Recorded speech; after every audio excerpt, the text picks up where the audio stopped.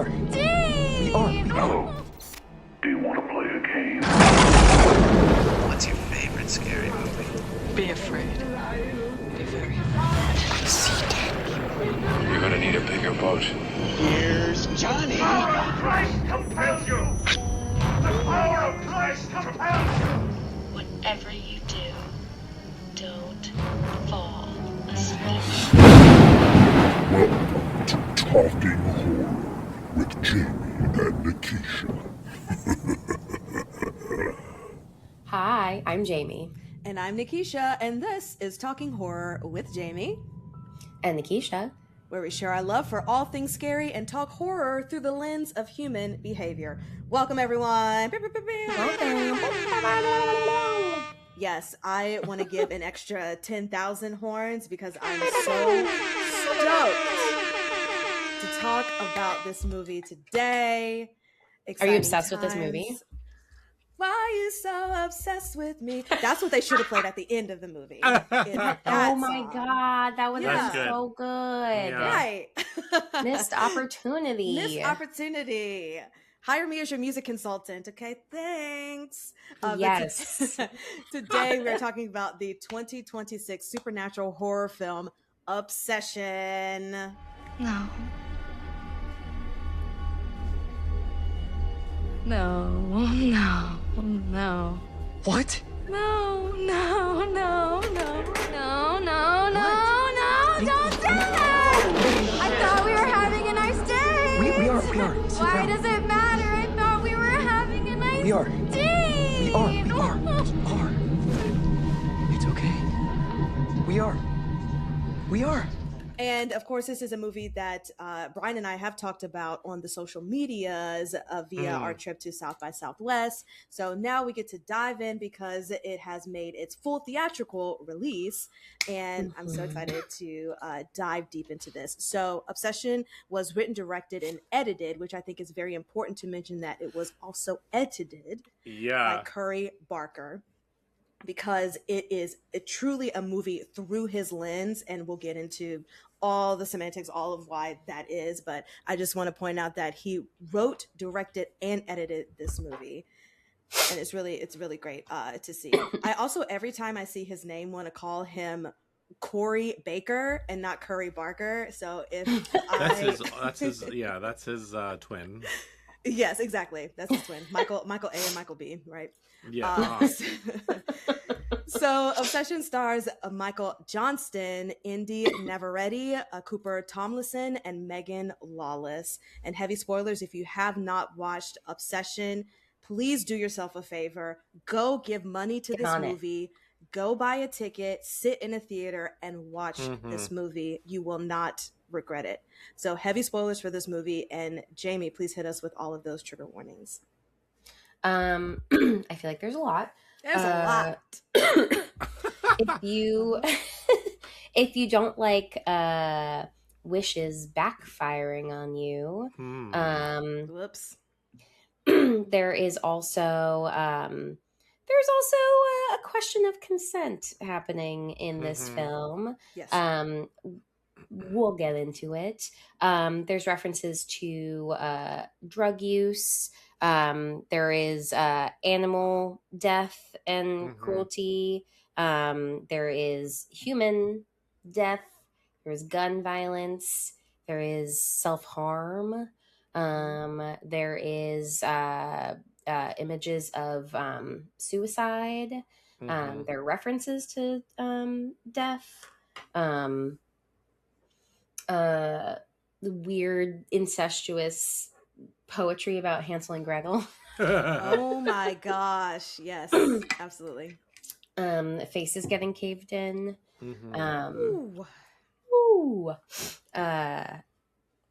And like scary relationships. So scary. Movements. Ugh, definitely scary movements. Weird. And pee. I hate when people pee. Yeah. Did you say gun violence? Did I miss that? Yes. Okay. Yeah. So there's a lot going on there, everything you can think to make something a horror movie. It's kind of in there. So your own discretion, decide what you want to do. But before we get into everything that is obsession, producer Brian is going to offer us a couple of words. Hi, everybody. Hi, YouTube. What's that? We are talking horror with Jamie and Nikisha, and we need your help. Help. Follow us. Help. Follow us on help. Just kill me. Oh my god. Oh no. So sad. No, I distracted myself. We follow us on @TalkHorrorPod. We are like 1,000 we're less than 1,000 away from 20K on TikTok specifically. So if you haven't followed us there yet, follow us there. And then again, if you haven't left a review for us, if this is your first time, welcome. If this is your second, third, fourth, fifth time, also welcome back. Leave us that review that you're like, oh, I'll do it eventually. No, do it now, please. Please. That would be really, that's actually very helpful in more ways than one for our ego as well as for the algorithm. Cool. Yeah, @TalkHorrorPod. That is all. Thank you. Great. Well, you got to keep talking, Brian, because what have you watched this week? Because I know it's been a lot. Okay. So after we talked to you last time we recorded, I watched Pretty Lethal while folding laundry. Oh, it's a great folding laundry movie. Yes. That movie hit the spot. It scratched an Yes. itch. It was exactly what I expected it to be, in the best way. I don't mean that in a bad. I mean in the best way. Had a great time. Ballerinas just kicking ass and taking names, and then Uma Thurman was wonderful in the movie. I totally forgot she was even in it. Ballerinas killing like fucking gangsters in like a castle. Like, okay, cool, whatever. I'm in. Right. And it was, you know what? It was way bloodier and gorier than I anticipated. That's one thing that surprised me. Even though you telling me that, like, I don't know why, but it was very surprising. And if we had seen it at South by Southwest, we would have had a great time in that theater. Oh yeah. Yeah. I'm sure the theater would have been rowdy and amazing. Yeah. Then I watched the new Anaconda with Jack Black and Paul Rudd. How was that? It was awful. I didn't laugh once. It would like with it's charming in places, but I was like, damn, with this cast, this should have been better. Like funnier and better. The only reason I laughed the one time is because they said wee wee. So that was funny. Universally funny. You know what? The only thing I remember about that press tour was when they were singing the "You Remind Me" Nickelback song, and that was probably like the best thing, better than the movie. It was Tandy Newton was in the movie. Steve Zahn was in the. There's a lot of great people in the movie. And then there are some cameos that were like should have been great, and like, but like I don't know, the movie just didn't do it for me, which is unfortunate. Very disappointing. Then I watched a shark attack movie called Bait. Supposed to be a good shark movie, and it's a fun. I love this shit, so it was great to me. It's not good, but what I didn't know is Erin from Your Next is the female lead in the movie. No way. So that was a nice surprise. Yeah, if you love Shark Attack movies, gotta watch this one. If you don't, gotta skip it.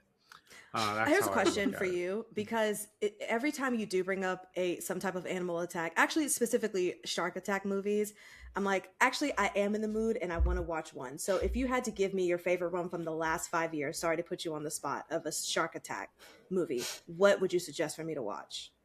There's two that come to mind, I think.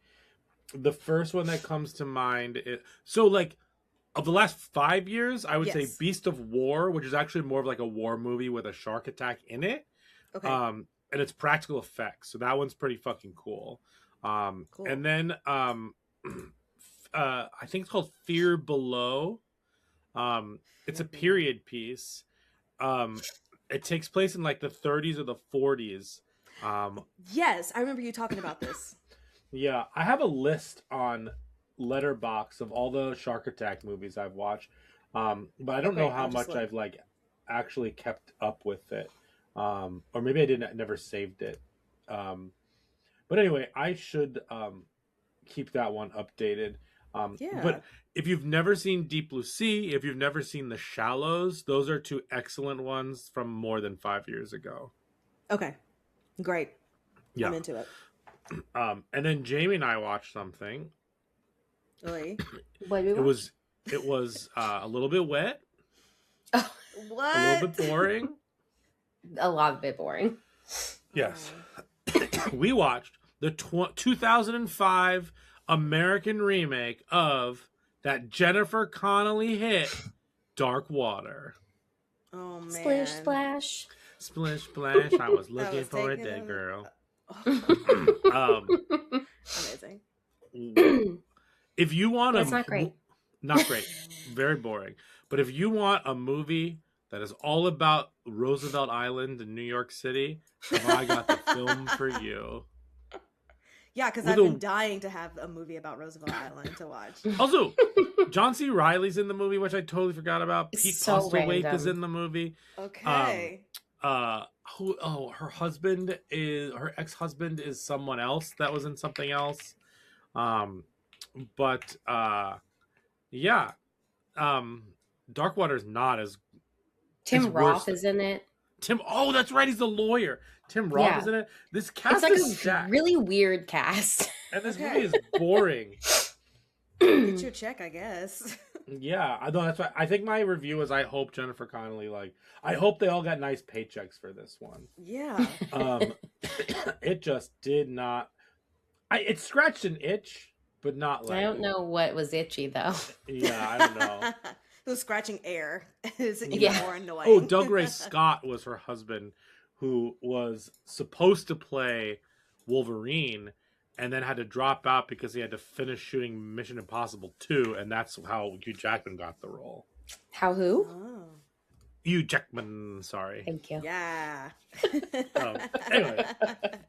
Yeah, we watched Dark Water. You can skip that rewatch, everyone listening.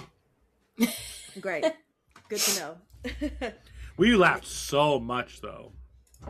Because of how In bad it was. between me I feel falling like I was asleep. falling asleep. Yeah. Yeah, same. Okay. In between our snores. Obsessed. Okay, great. Anything else? Ooh. No, what did you watch? Anything? No, I haven't. I've been busy running around the city. But I am overdue for like 48 hours of just movie watching because I miss it and I need it.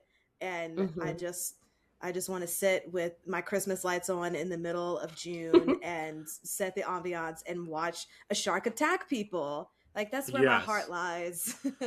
So Nikisha.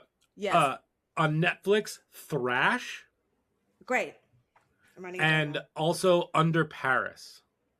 Under Paris has Paris. subtitles. If you're not in the mood to read, then Thrash. Thrash is totally by the books horror, like Shark Attack. And then the last 20 minutes are fucking crazy. I'm not going to spoil anything here for you. I'm so excited. All right. Yeah, Got Thrash is perfect laundry folding. You can pay attention sometimes. Horror movie. Okay. I will Shark have Attack it movie. watched by our next recording. Yeah, Thrash, and then and the other ones are better movies. Thrash is not as good as those other two I'd mentioned, The Fear Yeah. Below and the other. So yeah, just But give me sometimes some you just want options. like stuff Oh, that yeah. goes left, you know? And I feel like that's what Totally. I'm in the mood for. Sometimes because you I just want to watch it. thrash. Just And sometimes you just want to just want to thrash. thrash. Well, that's my new favorite subgenre of horror that I think we mentioned here. The disaster movie turns into a shark, monster. animal attack movie. Yeah. Yes. Oh That's my new gosh. favorite Can't wait. subgenre. Cool. Great. Anything else before we continue on? That's all horror stuff we watched. I watched the Martin Short documentary, which was a delight. Oh, nice. Love it. Okay, great. Well, before we get into our plot summary, we will do our trick or a treat, where we let you know right off the top, was this a trick, not our cup of tea, or we don't know how we feel about it, or we're kind of neutral about it, or treat. It was an absolute chef's kiss delight. Trick. Treat. Ryan, trick or a treat obsession. Treat. I've seen it 4 times. This might be not only one of the best horror movies since 2000, or excuse me, 2020. Let's give it there. Yes. Yes. But I mean, this may be one of my favorite horror movies ever. Like, I'm just like obsessed wow. with it. Yeah. I mean, you got the T-shirt and everything. You're going to show the YouTubers.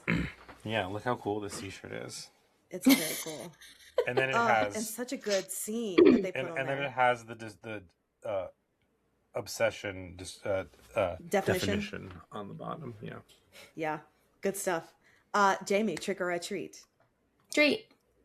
And treats all around. Woo!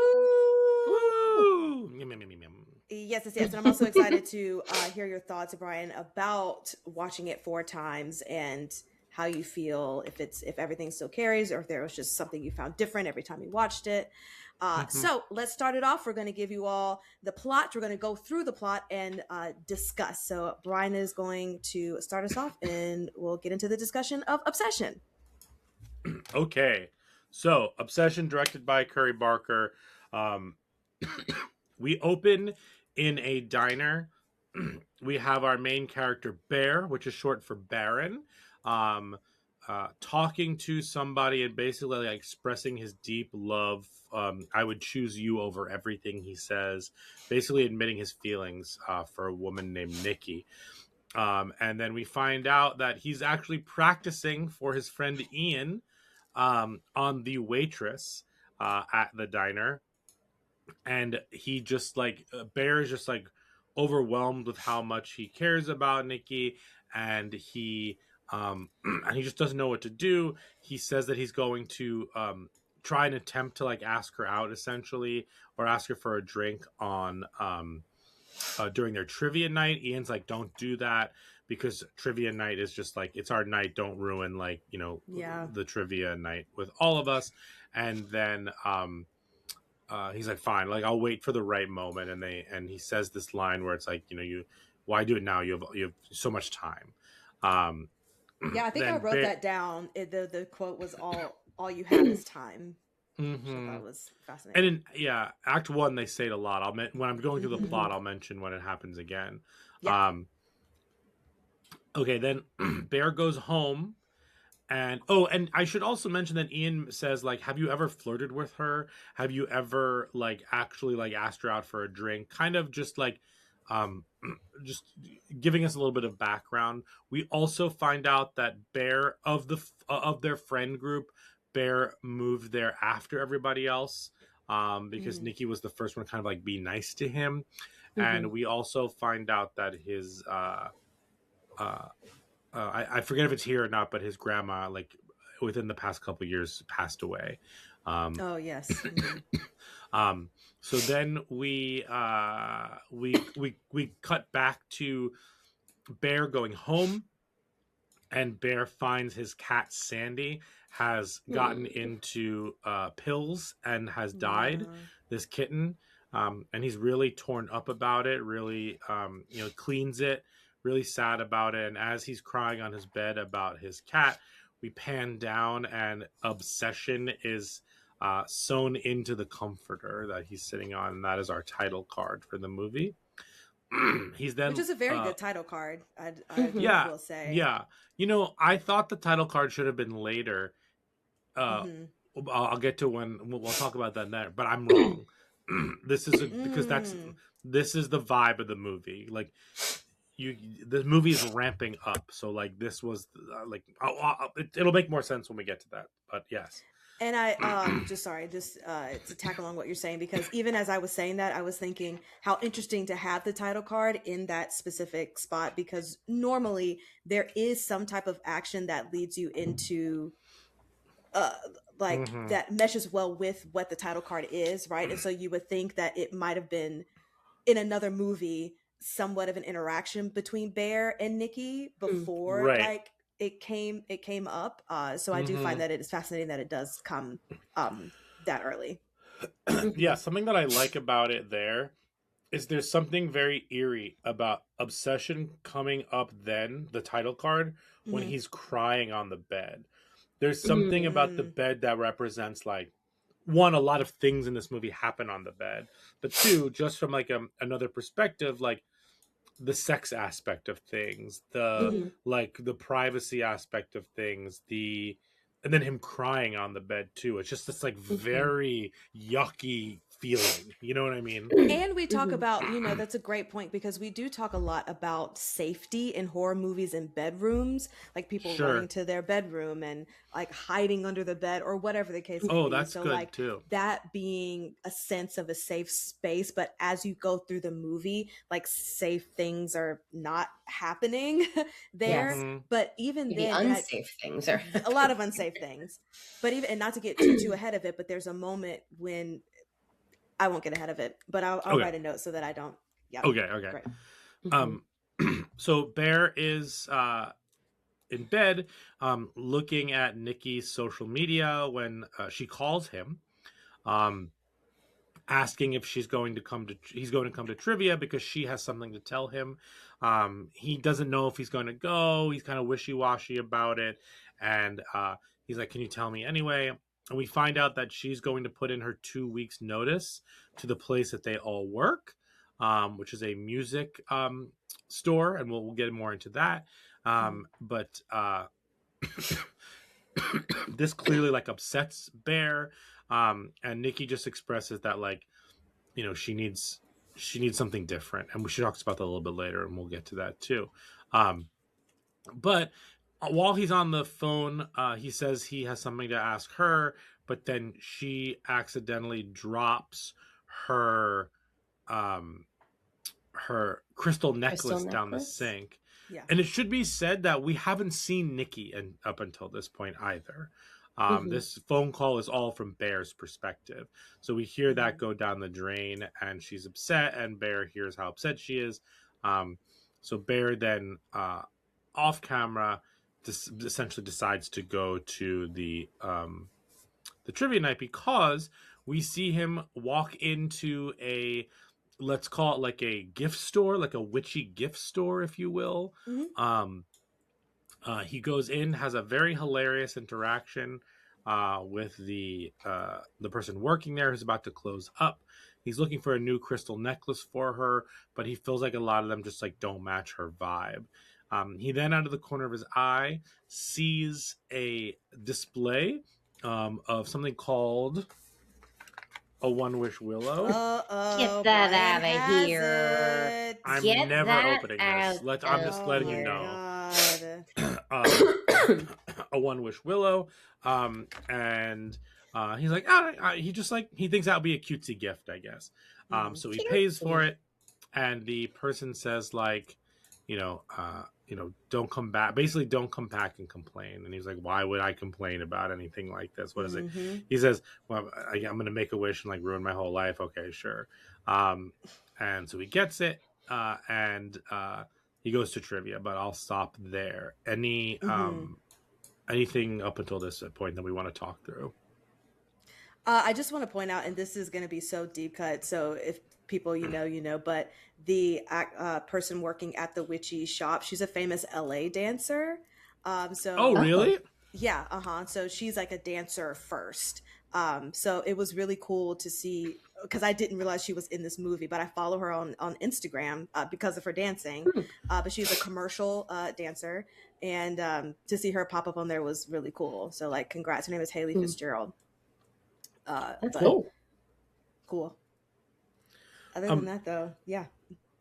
I think something I want to also mention is Michael Johnston, who plays Bear, up until this point, is doing a really good job of making his like meekness believable, Mhm. realistic.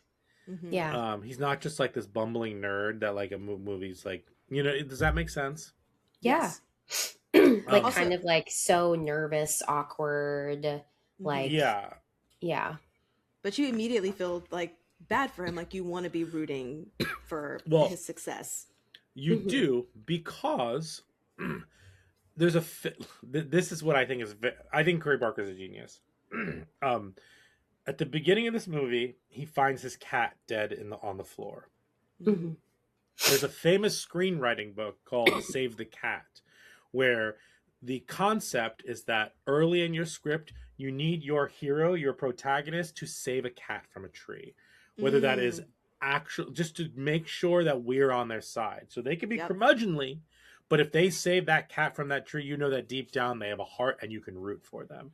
It doesn't have to literally be a cat. It has to be something that, like, you see them, an action you see them doing that shows their character in a positive way, so that you can empathize with them, you can support them, you can sympathize with them. Curry Barker, this whole movie kind of turning this "be careful what you wish for" trope on its head, literally does the save the cat, but he kills the cat and shows him like cleaning the cat mess up.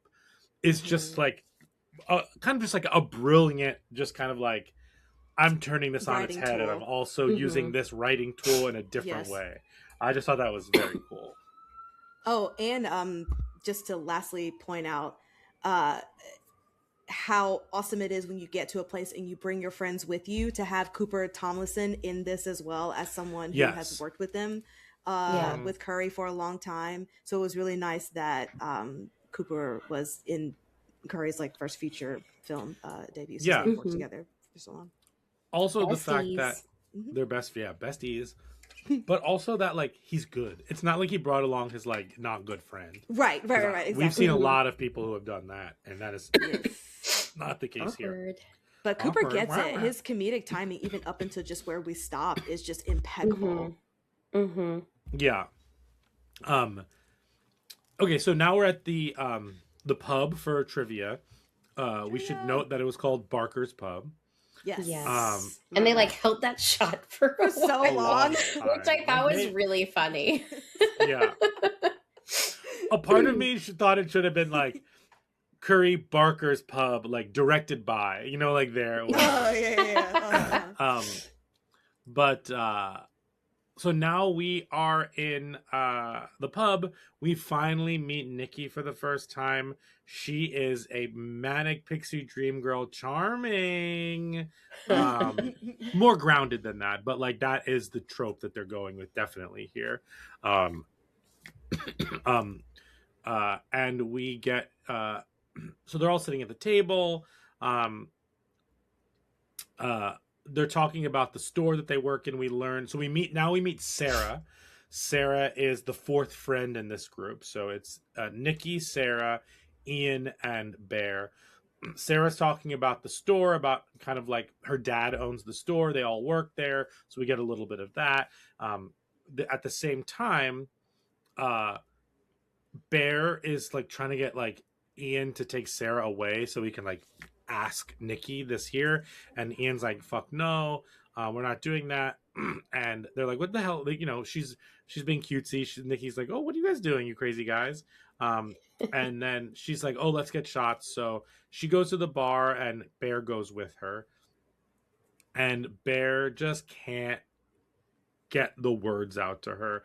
She's ordering tequila shots for them, and then he orders a pina colada. And she makes fun of him. He doesn't like the taste of alcohol. And then he tries to pay for the drinks, but she won't let him. I also think it's and then she says, you know, to the bartender, here you go, babe. And then Ian comes over. He's like, what's going on here? And then he says, Sarah just told me that her dad keeps a gun in the safe. And they're all just like, that's something we should probably known about. And then Sarah comes over and she's like, oh, I didn't know that we were having a party at the bar.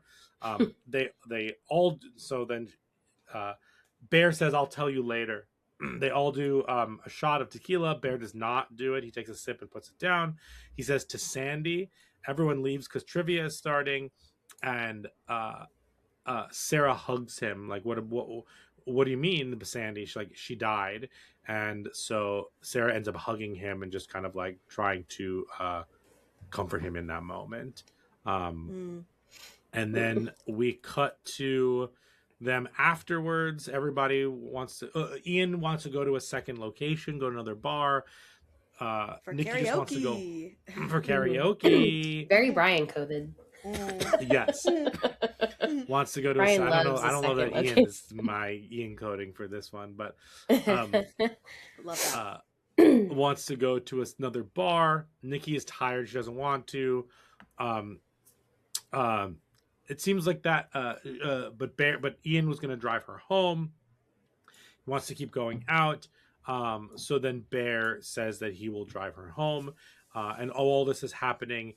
Nikki gives $20 that she takes from Sarah, gives $20 to one of the homeless guys behind the bar. And then Nikki and Bear hop into the car.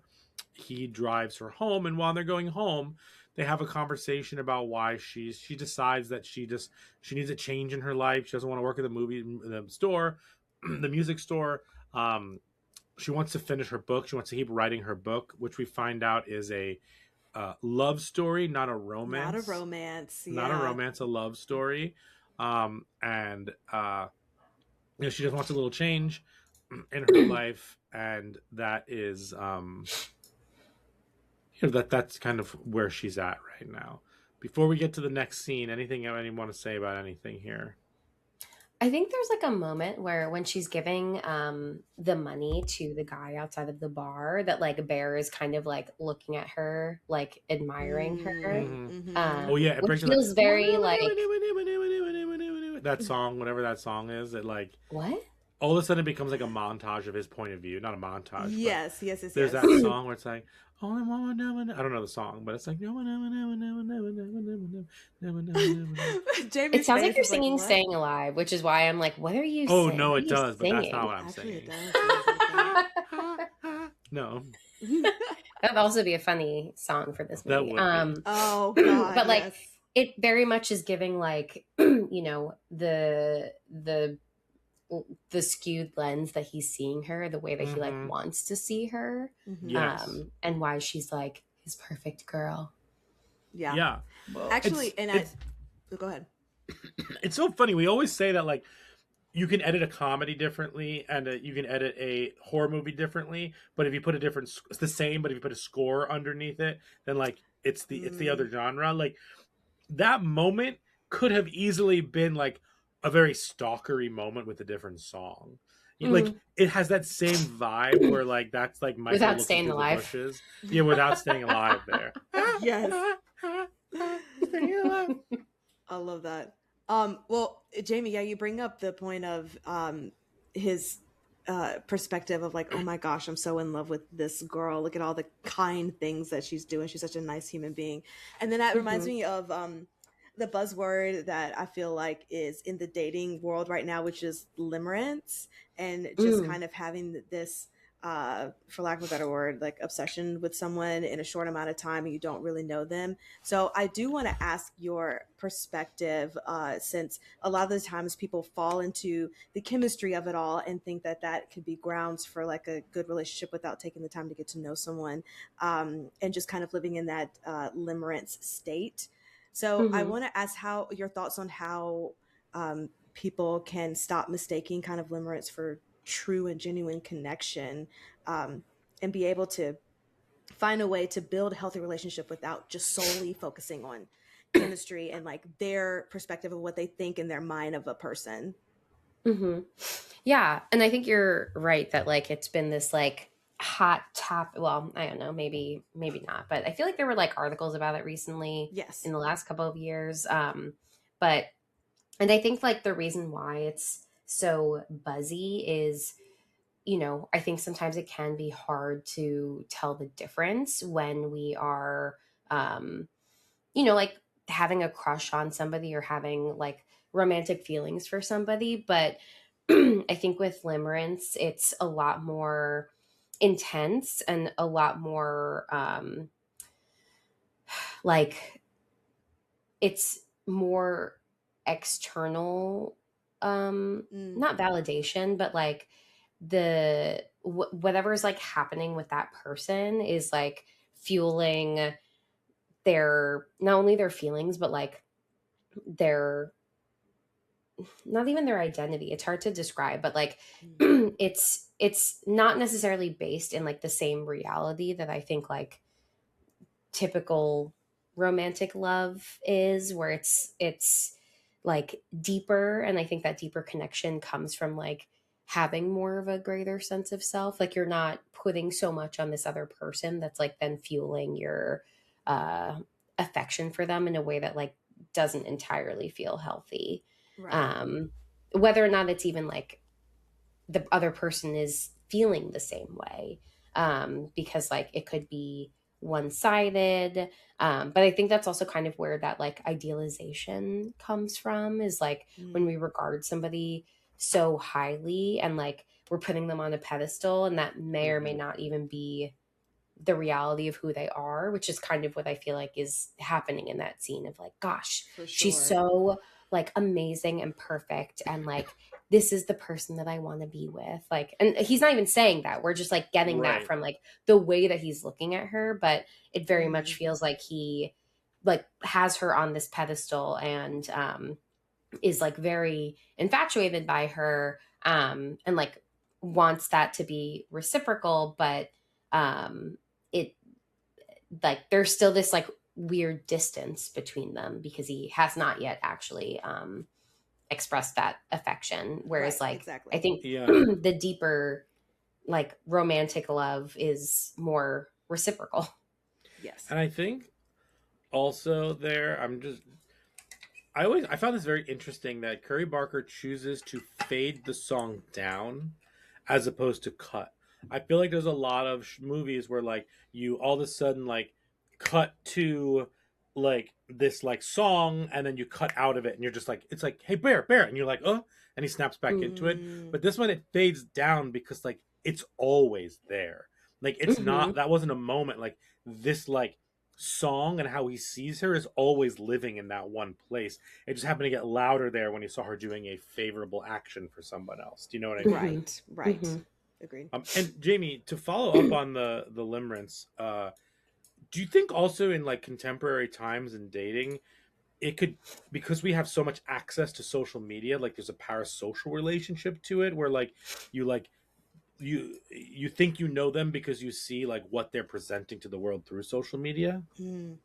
Yeah, I think so. Like, I think that, I mean, I think there's still like a difference between those two things, but I do Mhm. think that it can contribute to like putting someone on a pedestal. Like, you know, in the beginning when he's looking at her like social media, like if you Mhm. think about our relationship to social media, we're really only putting out there like the best versions of ourselves, right? Like that's not our like true, most authentic, transparent selves that we're posting online, because like no one's posting like I had a bad day, or like, you know, like, oh, I have a Sure. tummy ache, or like, you know, like stuff like, I Mhm. mean, maybe sometimes, but like not consistently. Like people No. are, it's very much this like facade. And so if if Bear already has like this very idealistic perception of her, social media potentially is like exacerbating that, because Yeah. she's only posting like her smiling and like, you know, Mhm. all of these things that like, you know, externally look positive and heartwarming and like whatever, which is only fueling his obsession. Right. Okay, cool. um so back to the plot. um I should also mention that Nikki says something in the car where it's like, you're the only person I kind of talk about with these things too. And he says, you know, same Z's. And she was like, you know, if you ever just want to like talk, she's like, are you okay? He's like, yeah. He's like, actually no, you know, the Sandy thing. And she's like, you know, if you ever want to talk about it, you can talk about it with me. um and we already know that she has comforted him when his grandma passed away from his like opening speech.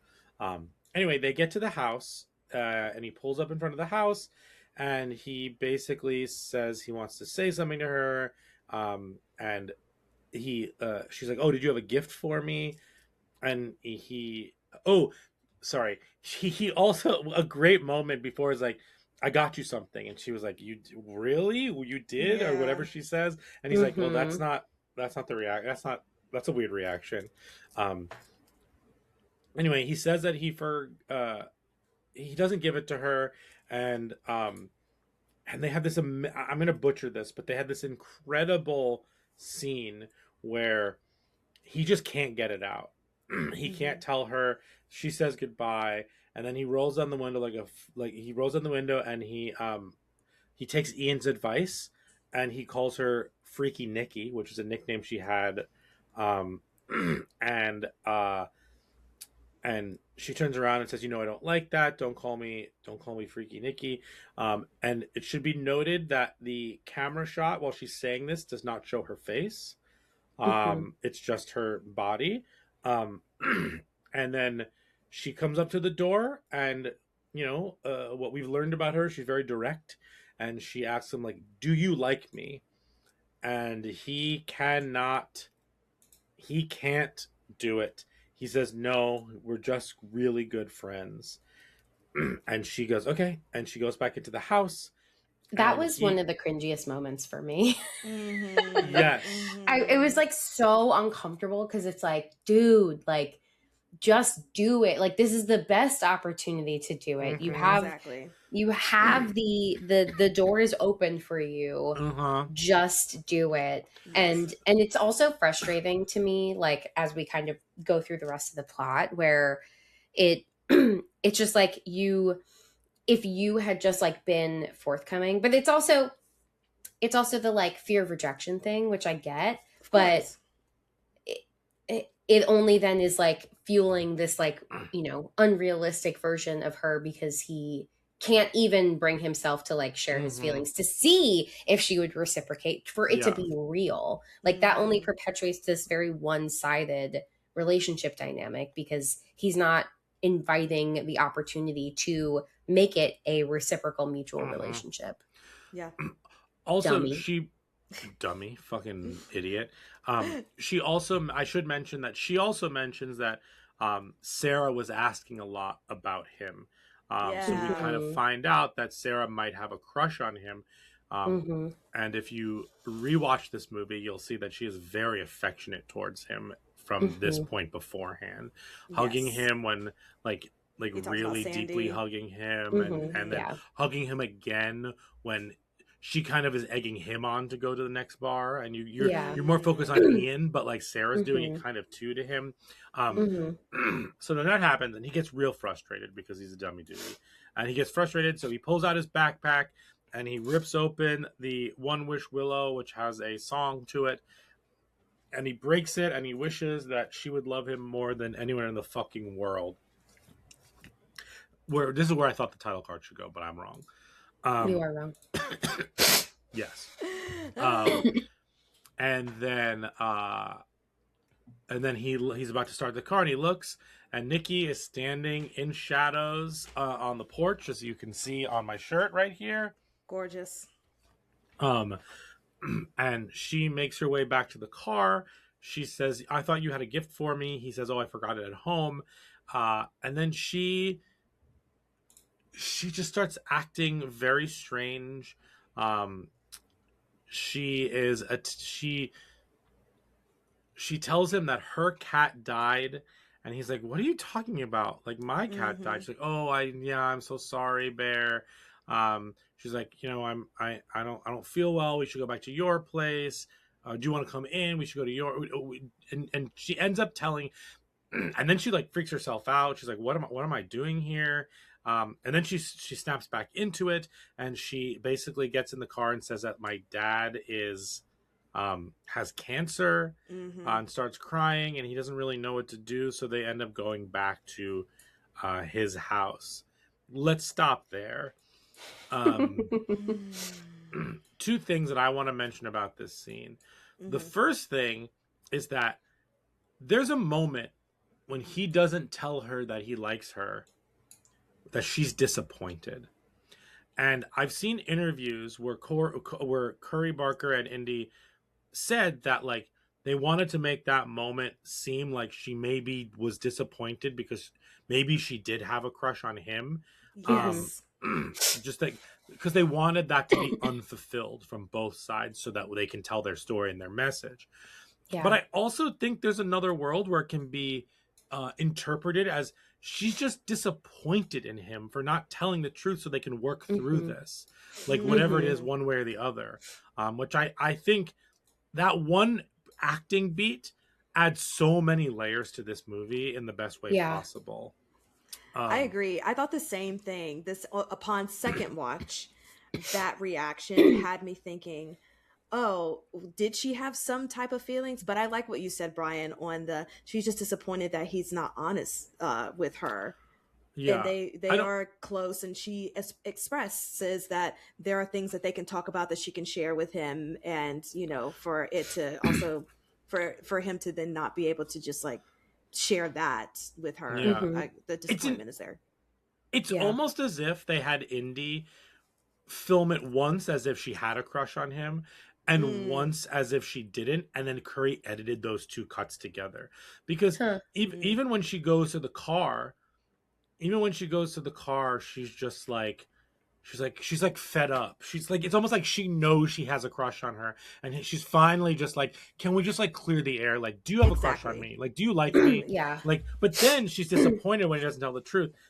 Apparently, Willem Dafoe's character in American Psycho, the detective, they filmed all of his scenes twice. Once as if he knew Christian Bale, Patrick Bateman was the killer, and one where he didn't. And the editor, excuse me, and the editor and director decided to edit all those scenes together. So as an audience member, you keep guessing, does he know, does he not know? And that kind of this scene gave me that vibe in That's there. awesome. But that's fascinating. Yeah. And the beginning of the scene. Oh, also I should mention, every time the music plays, Nikki is not herself.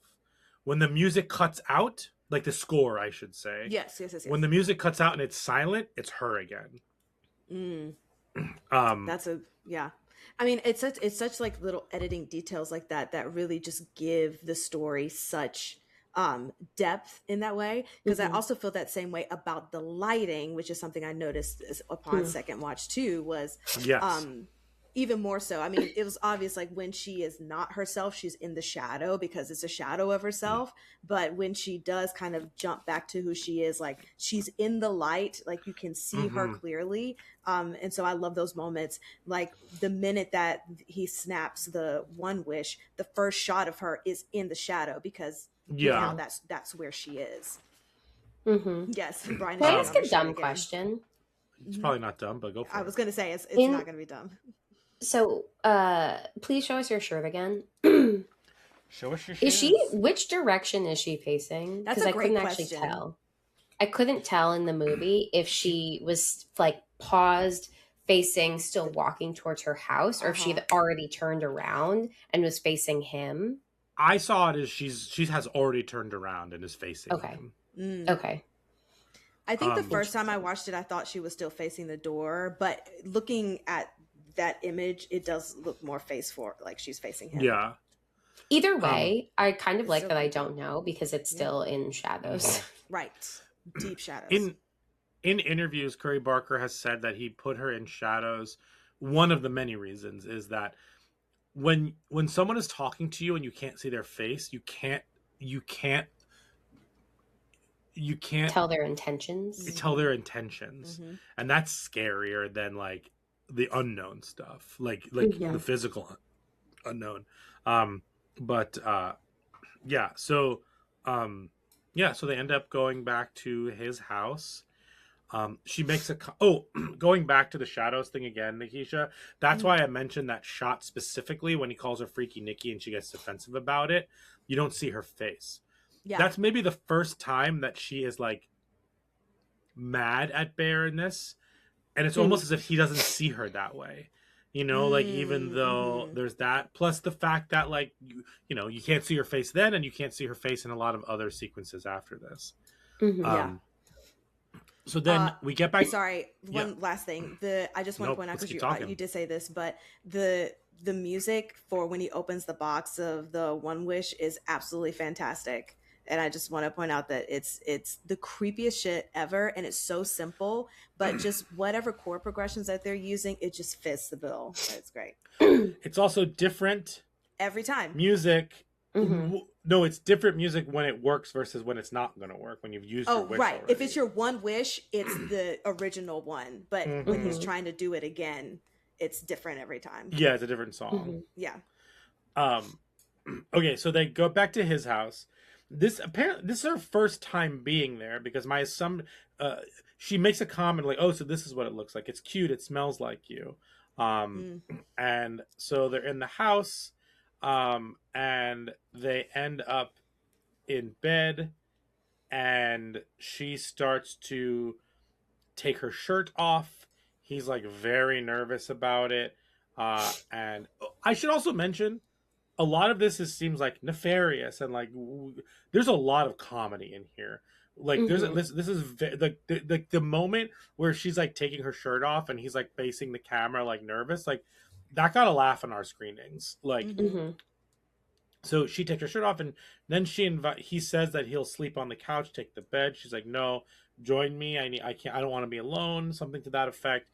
And so he gets in the bed and they start making out, and then something happens where she just kind of like has a freak out moment, and he freaks him out, and she's like, no, you can ignore it, don't worry about it. What the fuck? Yeah. And then I jumped in my seat. You did jump in your seat. And that one really caught me off guard. I was not expecting that one. I think there's an argument to be made that that's the best jump scare in the movie. Yeah.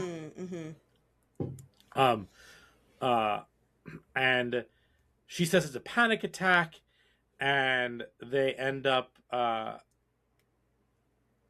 falling asleep together, essentially. And then he wakes up in the morning and she's not there.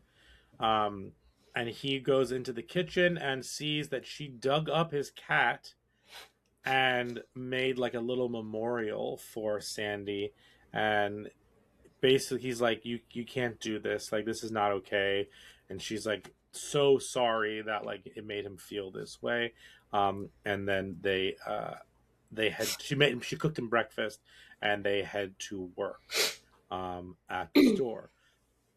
They get to the store. Andy Richter is the owner and Sarah's father. We should just mention that.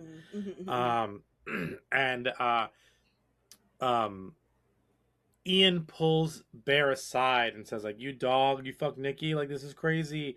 And he's like, no. Like, Bear is like weirdly honest in this. That's my opinion on it, but Bear is honest in this moment and says that like something is wrong. Like she was acting very weird last night. They didn't sleep together. But he basically ends up telling her it's not his secret to tell, and he's like, you can't just fucking like say it. So he tells her that dad has cancer, and then we learn from that like she doesn't really have a relationship with her father, and it's all very weird.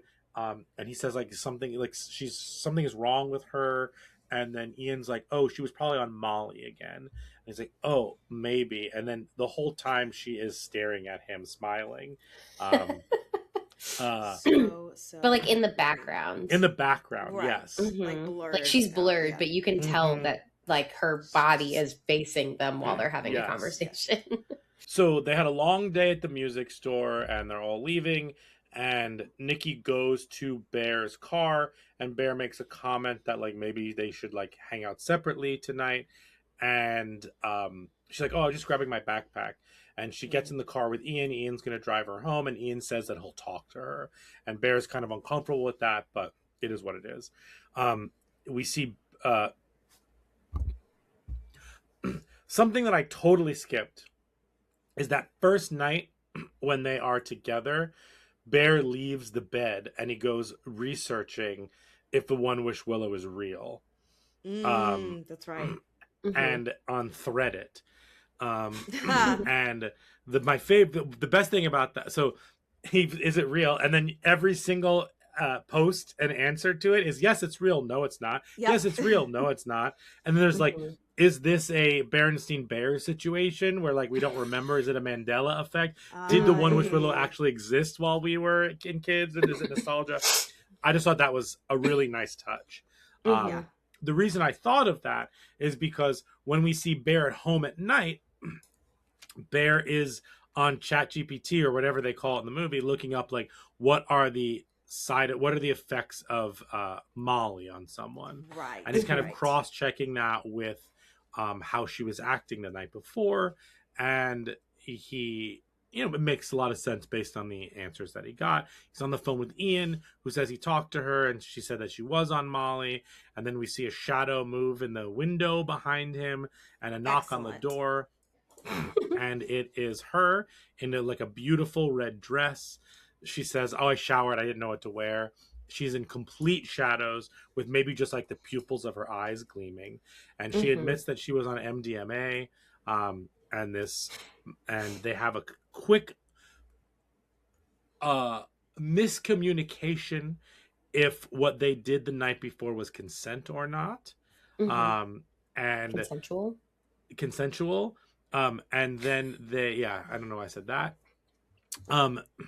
And they end up agreeing that it was consensual, or at least this version of Nikki and this version of him agree on that. And she basically says, like, would it freak you out if I told you that I liked you? And he said no. And she asked him, do you like me? And he has the courage this time, because she said it first, to say that I do. And she comes in, and then they are together, and we get this like very cutesy montage. They kiss, and we get this really cutesy montage of them just like spending every fucking second together with PDA, at work, at home, and everyone in his looks house. So annoyed. Everyone looks so annoyed, and uncomfortable. And that's where so we get that. And there are glimpses in this of like her just staring at him while they're watching a movie, and he moves her head back. They're having sex and all. I think in this montage they have sex. Oh no, they start to have sex, and then the montage starts. And then we get there, and then that. So anything about that? I do want to bring up the pupils. That entire scene of her just on the porch and it looking like something out of. I was talking with a friend when I rewatched this, and he was like, "This is very Exorcist-esque, like just kind of seeing the demon like in front of you." And I just thought it was a great way of lighting her to make it seem like it is an entity that we are watching Bear have a conversation with, and not Nikki. And you know what? In another world, that could be like giving away too much information, like we talk about a lot in movies. But I feel like it's such a good balance of giving you the idea of what's happening without making you feel stupid. And I know that Curry talks a lot about how much he thinks about the audience being smart people and being treated as such. So I feel like just how he balances how he displays Nikki through lighting really adds a lot to every time she kind of goes back and forth. Yeah, and I think one of the strengths of this movie is that she plays this version of Nikki, we'll call it the obsessed version of Nikki. She plays it as a woman who is obsessed with someone else. She's not playing it as like an evil demon. She's literally playing it normal, like you know what I mean, like non-supernatural, if you will. And that's kind of what that makes it work. It's not just like I love you, it's not like that. It's not like supernatural, like possessed demon. It feels like grounded in the reality of like, oh, this person's like a lot.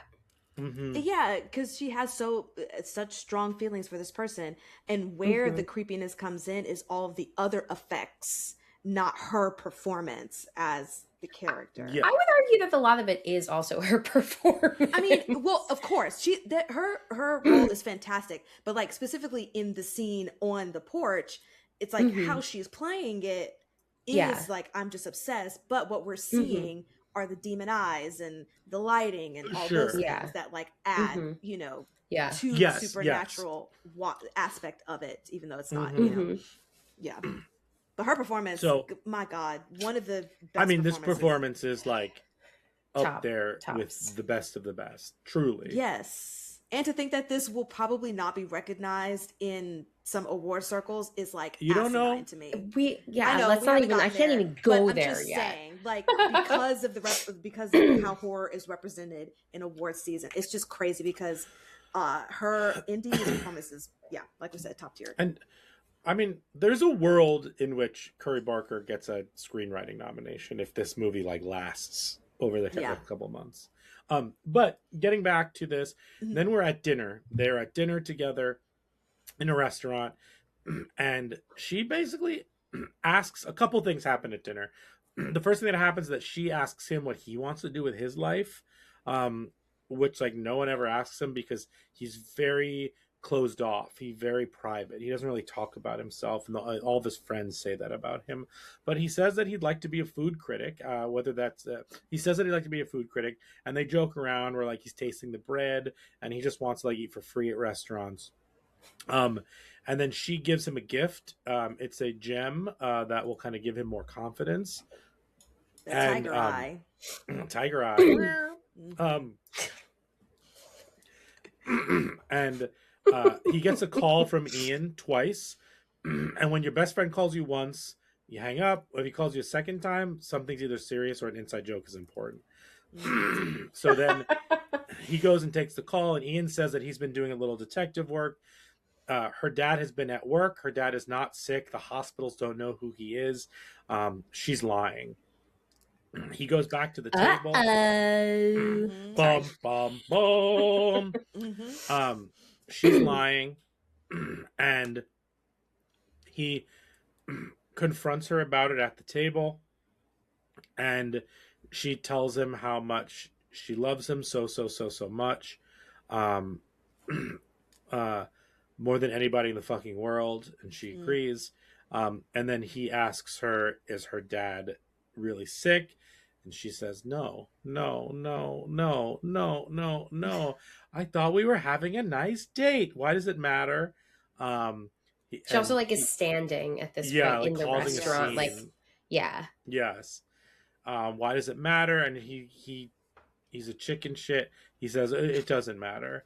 And then I think is this when it cuts to them having sex? Yes. Like him this I think is the only time they actually show them having sex as opposed to like leading up to it.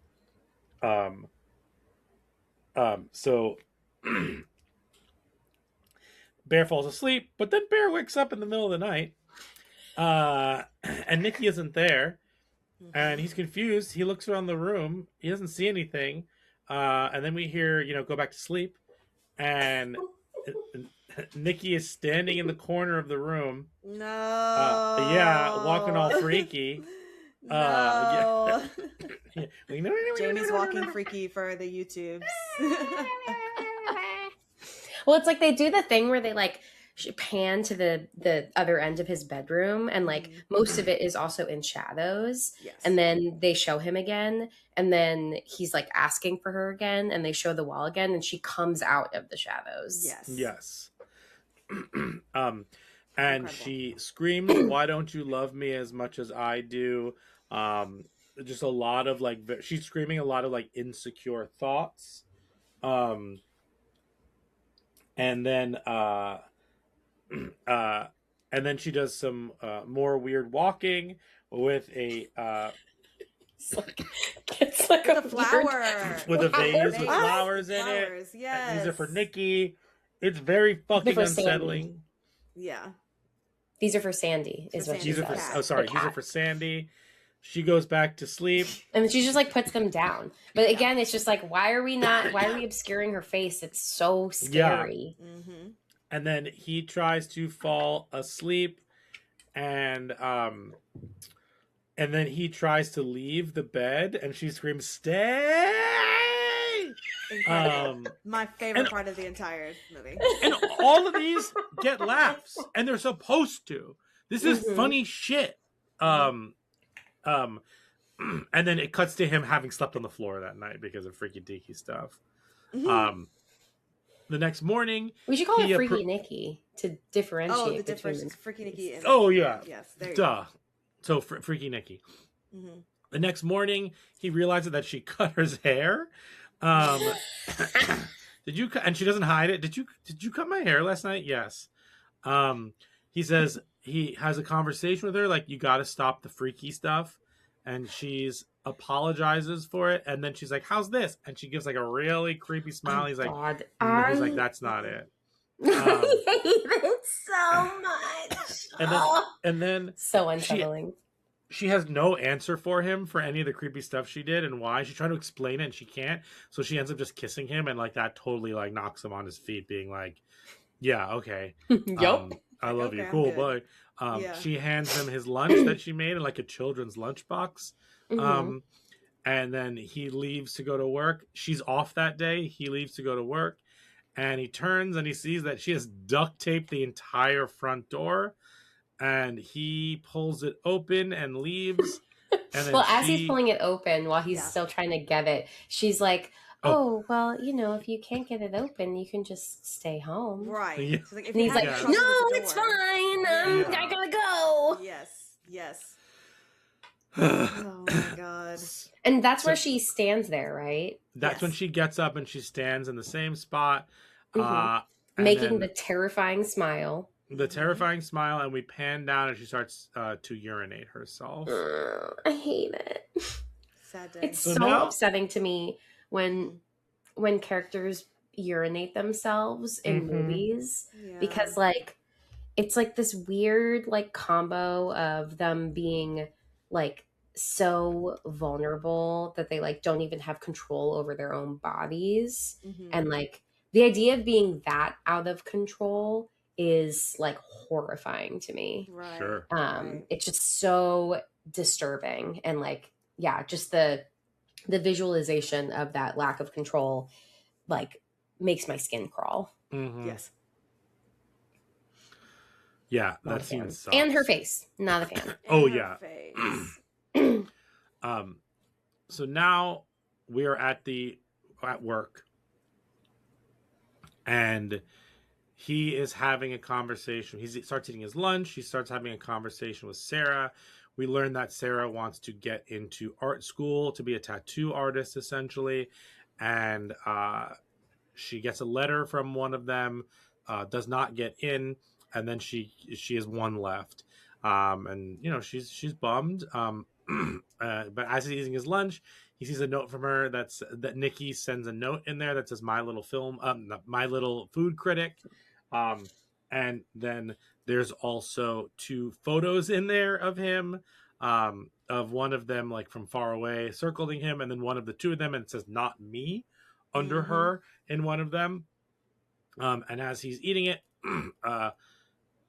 Sarah's feeling really bad, but she's getting closer to him, and Sarah also says something to the effect of like, "It's just weird that like she just like fell that hard for you," and then he's like, "Well, you said that she was like called me a friend the other day," and she's like, "She said it once. Like, what do you want from me?" And then that's when she's called away. She's like, "But what you should know is that," and then she doesn't finish her sentence. She opens her letter. It's a rejection, and then she comes back and kind of puts her head on his shoulder, and he says like, "You can give me a tattoo, but it has to be like hidden." And they laugh, and then she steals his lunch, and she says, "What does this mean?" Like, She steals the note. She steals the note from his lunch. She's like, "What does this mean? Mhm. What's the verdict on Cat?" But she also Asks before him, she gets yeah. up, she says like, "Oh, your lunch kind of smells," and then Oh, like that's takes right. the note Mm-hmm. in the lunch. Yeah, but what's unsettling about this scene, and then he starts throwing up, and Ian says some funny shit like, "I can't see this. I can't see this." Cooper Tomlinson's off-screen voiceover stuff is incredible, and he's got one at the end, which is like also fantastic. But then he starts throwing up, and then he's driving home with Ian, and Ian basically said, I'll get to that when we discuss it. Ian basically says, like, "Why didn't you invite me to your party?" Sarah told him that he was having a party tonight. She's like, "Well, because, everyone is uncomfortable with you and Nikki, essentially. Like, this codependency. Everyone feels like you're taking advantage of her because her dad is, like, sick, and she's just, like, you even said yourself that something is like mentally wrong with her, like something is off. Right. And then he's like, well, why didn't you invite us? And he's like, don't change the subject. And he basically says, like, we can have a guys' night. You can come. I'll uninvite Sarah, and we'll do it that way. And then he's in his driveway. He's practicing talking about her about like, you can't cook the cat. Oh my god, incredible. And then he grabs his backpack to go inside, and it jingles. And he realizes that the One Wish Willow garbage is still in there, and he sees a customer support number on the One Wish Willow. Also, huge shout out and props to this movie not having a 555 number, because that shit takes me out of it. The fact that he dialed a real number and you can actually dial a real number, totally great. And he gets the customer. You didn't even talk about how Nikki's been texting you. Oh my god. Yes. Nikki has been texting me nonstop. Their marketing is brilliant. I opted in to be texted by Nikki, and it just has been nonstop over the past couple of days. That's amazing. Yeah, the voice memos marketing. And everything. Yeah. Yes. I want to text back like, I saw your movie. Leave me the fuck alone, Nikki. Right. Opt out. Opt out. But we so he gets on the phone with the operator, who basically says like, there's no way to in an incredible performance by director Curry Barker, basically saying that like, you can't undo your wish. You can't. It's a very funny conversation. You can't put the ticket. You can't change it. Yeah, your wish. But like, and we learn some of the rules. We love rules here on the podcast. Yes. That the wish goes away when the wisher dies. Well, if she dies or he dies. Yes. And then he's like, do you want to talk to her? And he's like, what are you talking about? And then we hear Nikki screaming. And he hangs up and gets the fuck out of the car. He goes into the house and he sees that Nikki's been standing in the same fucking spot the whole time. And she has defecated herself. She has thrown up on herself. She's a fucking mess. He tells her she's so sorry. I'll clean it up. And he's like, just freshen up. So she starts to take a shower. He talks to her about the cat, and she's like, yeah, okay. And then he says that he's going to go to a boys' night at Ian's, and the fucking faucet turns off, and she starts to freak out. I'm fine. I don't have to go. No, but I don't have to go. And cut to her at the house with him, and Ian being like, I fucking knew you were going to bring her. But also Sarah is there. And Sarah is there, and there are other women there as well. Right. Yeah. So they're all sitting down playing Jenga, and like the Jenga with like little notes written on the blocks that you have to do if you pull that one. It's like a Jenga drinking game. Yes. One of their friends pulls a Jenga block that says switch your seats with someone. So he says, I want to sit next to Nikki. So he switches with Bear. And then it's Nikki's turn. Nikki pulls a block. And it's basically, and we don't even know what it said. What she pulled. Yeah. She just chooses the truth option. And she stands up and reads something she's writing, which is this demented, fucked up, Hansel and Gretel incest portion that ends with this like reference to making a wish on a willow tree. And something that should be noted just separate from this is that I find it really cool that her little monologue there is about like the incest between the brother and sister.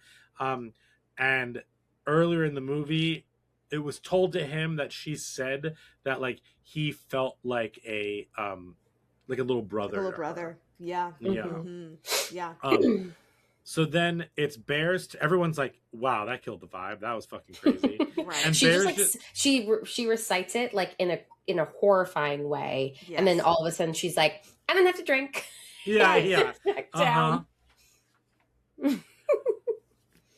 So then it's Bear's turn to pull. And there's also that great moment where it's like, what'd you do, hypnotize her or whatever he says? And she starts like laughing uncontrollably. And then it's Bear's turn, and Bear pulls it, and he pulls kiss the person to your left. But because he moved seats, Sarah is sitting to his left. And after an intensely awkward moment, also an again, incredible... another horrifying face. Yes. Another horrifying face, but an incredible... Oh, yeah, when she stands up. She's pouting. Yes. But it's like an abnormal... Like, the things that she does with her face feel like CGI or like prosthetics, but it's just her face, and it's like, ew. Even more just terrifying. Yes. Yeah. But the shots in that sequence where it's like, it's centered on Bear and Sarah's half in the frame. Then the camera pans over to like remind you who's sitting next to her. Then in that same shot, you see her stand up in the foreground, and then you cut to her frowny face. And it's just like, it's perfect comedy and horror at the same time. Yes.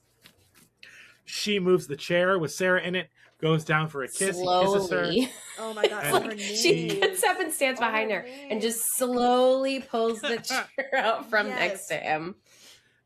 And then luxuriously... No, then she makes the kissy face at him. Mm-hmm. She gets down on her next knees. to him, and she's like...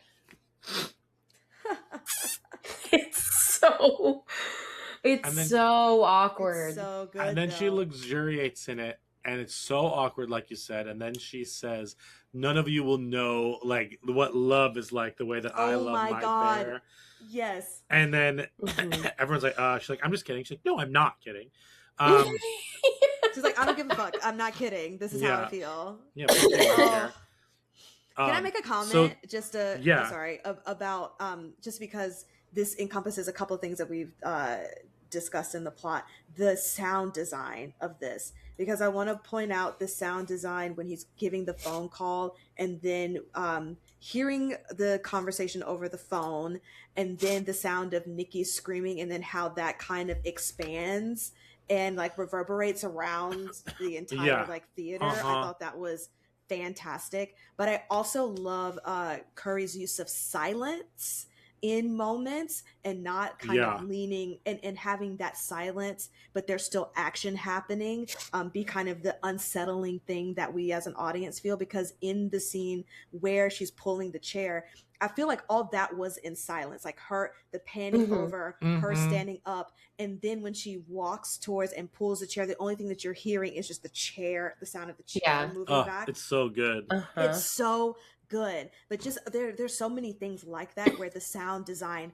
really does like enhance your experience. But more importantly, I think, is the silence and letting like the actions kind of speak, and not having any kind of crazy music happening underneath, because you could very well in that scene with her standing up have some like, high strings thing to kind of add some tension to it. But what makes it even more effective is just the nothing of it all, and we're just sitting there on the edge like, what is about to happen, because there's not any kind of music indicating a build-up. Anything. So then it's like no holds bar. You don't know what's going to come up.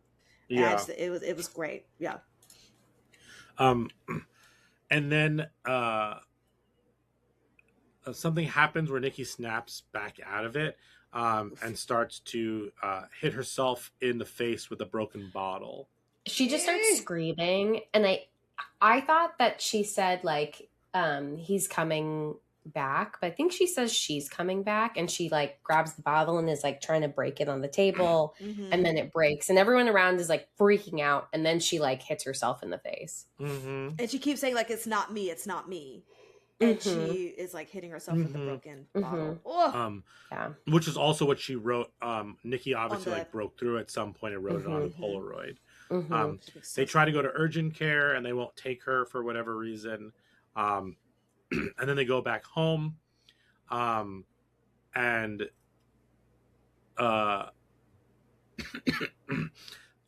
Bear says that he's going. Where does Bear say he's going? Are we going to do something? He's going to sleep on the couch, or stay at Ian's. I forget what he says. And then she gives this whole speech about like, well, you can go, but then I'll like holding a knife, but I'll just die slowly on the bed. And so he's like, "Oh, okay, I'll stay here." And she freaks out.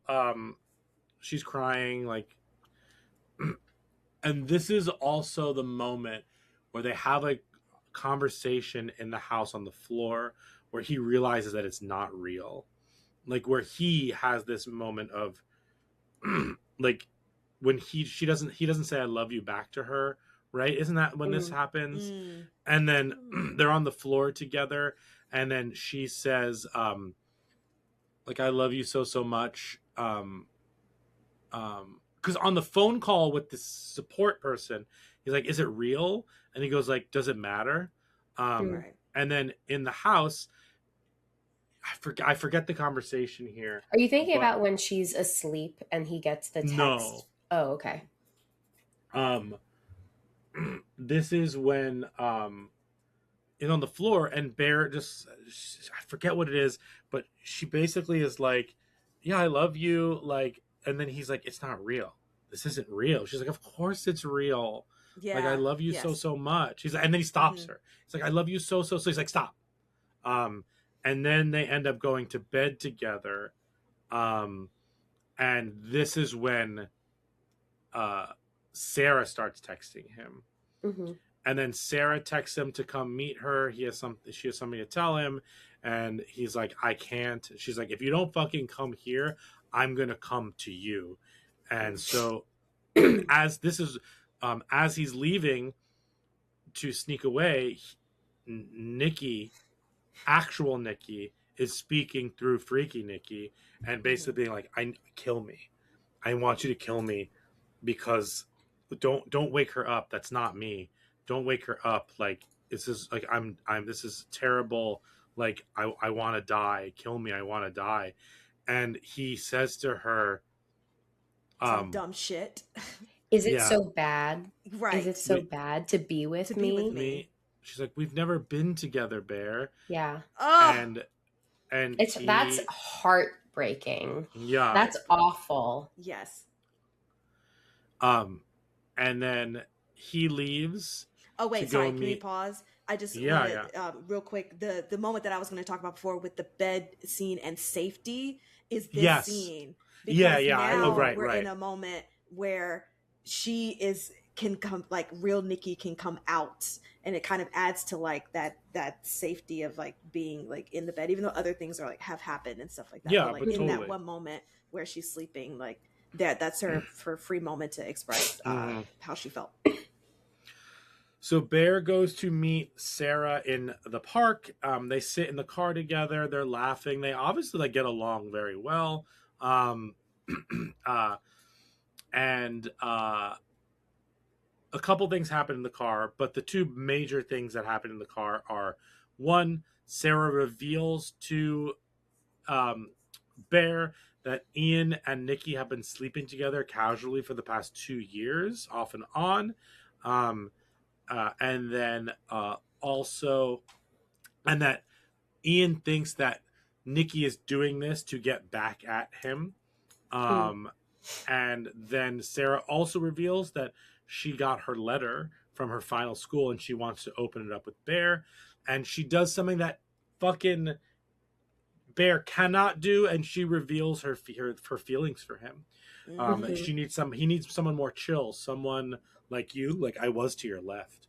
Like, what do you mean? Like in the game? And like, it's a very sweet scene. It is. And then, but also it's very stressful. It's a very stressful scene. Yeah. Because then, so the shot composition, this whole scene is like showing the open windows next to them, and there's the tension behind this, thinking that like Nikki's gonna be there, and she shows up and she puts a brick through the window and bashes Sarah to death in the car, and blames Bear, saying like, "This is your fault. This is your fault. You wish for this. This is all your fault." They go back to the music store. Nikki tells... Well, she's like, "You have to help me now." Yeah, you have to help me now. They put the body in a car, and they go back to the music store, and she's like, "I'll deal with this. You go home." And she has something in her hand. And then he goes and drives and opens the letter and finds out that Sarah got into her college, her number one, and he screams. That's like, this is him like realizing that everything is fucked up finally. He drives Took to the you store. long enough, you He dirtbag. drives. Yeah, you fucking idiot. He drives to the store. I also think it's funny his name is Bear because he is not a bear. And not in like a grinder way, and like a We got you. yeah, Yes. cool. Okay, so he drives back to the witchy store, and he's covered in blood, and he can't find the One Wish Willows in there. And the guy at the front desk says, like, One Wish Willows, we've never had those. What are those? And he's like, what? And he's like, just kidding, they're right here. In the greatest laughs in the whole movie. Oh, so good. And he's like, man, you just can't come in here with this energy, man. Like, and it's he's too like, early. how bad Too could early it for be? this. Yes. Yeah, it's too early for this. Like, how bad could it be? And he basically, I don't know. I really like that this shop owner knows that like these things are fucking real. It's like the warnings are everywhere. Why didn't you read the warnings, man? And he's like, can you wish for me? He's like, no, I used up my wish. And he basically tells him that he can either have somebody wish away his wish or could correct his wish with a wish or kill himself. Yep. So then Bear ends up driving to Ian and basically telling Ian what happened.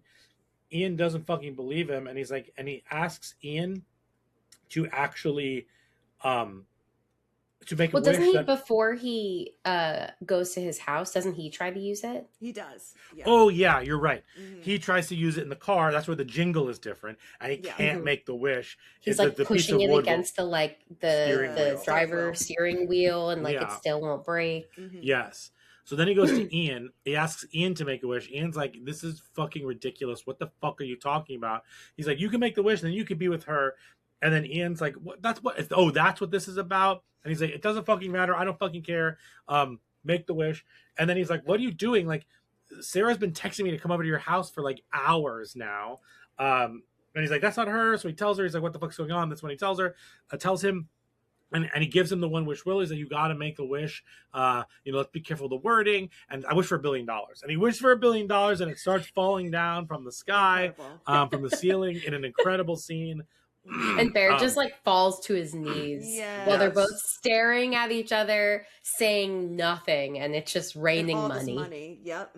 So then Bear goes home to find that the body of Sarah is there naked, and that Nikki has now dressed up as Sarah, even drew the tattoos on her to make him love her more. Why won't you love me? Why don't you love me? She has the gun from the safe at the music store. She is threatening to kill herself. She is cornering him. Why don't you just love me? Why don't you love me? And then Ian comes to the door. Ian's knocking on the door, be like, dude, it's real. I have $1 billion. And then Ian comes in. He's like, what the fuck's going on? And without hesitating, Nikki shoots him in the head, killing him. In which was probably the biggest like vocal cue in the movie, in the theater with people. Then you have him calming her down. I love you. And then we're going to be together forever. And he hesitates, being like, yes. She's like, why'd you hesitate? He's like, no, I didn't. I just need to freshen up. He takes the gun. He goes into the bathroom. He's trying to, what a fucking idiot. He's trying to see if he can kill himself. He tries to put it on his chest and his head, and he can't do it. Then he realizes. And she's like knocking on the door, like very intensely, like banging on the bathroom door. And then while this is happening, she like stops at one point, and she's like, "Oh, we can take a break. Like we can break up. Right. We can have space." Yeah. Then he looks at the pills, his grandma's pills that killed his cat. And he decides to overdose on the pills to kill himself, and he starts to take them, and then he can't do it, and he starts to throw them up, and then we hear the jingle and snap, and he snaps out of it, and we can make the assumption that she has wished for the same thing for him that he wished for her, to be obsessed, to be in love with them. They are together. They start making out. And then he fucking dies in her arms because he wasn't able to puke it up just yet. Yep. She's screaming a la Romeo and Juliet. She puts the gun to her head, gonna do it, and She snaps back. It's actually Nikki. And she looks at all the chaos surrounding her and just starts fucking screaming and crying.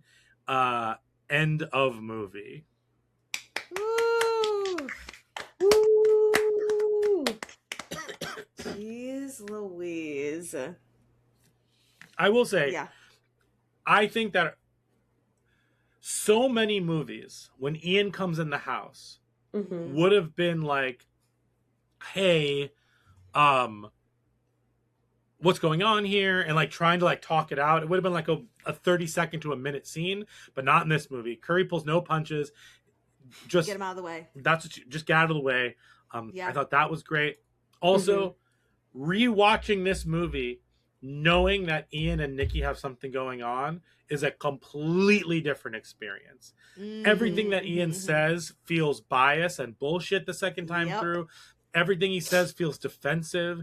It is not a best friend helping him. It is a best friend pushing him towards something. He's vehemently against him asking Nikki out. A good friend would actually be like, you know what?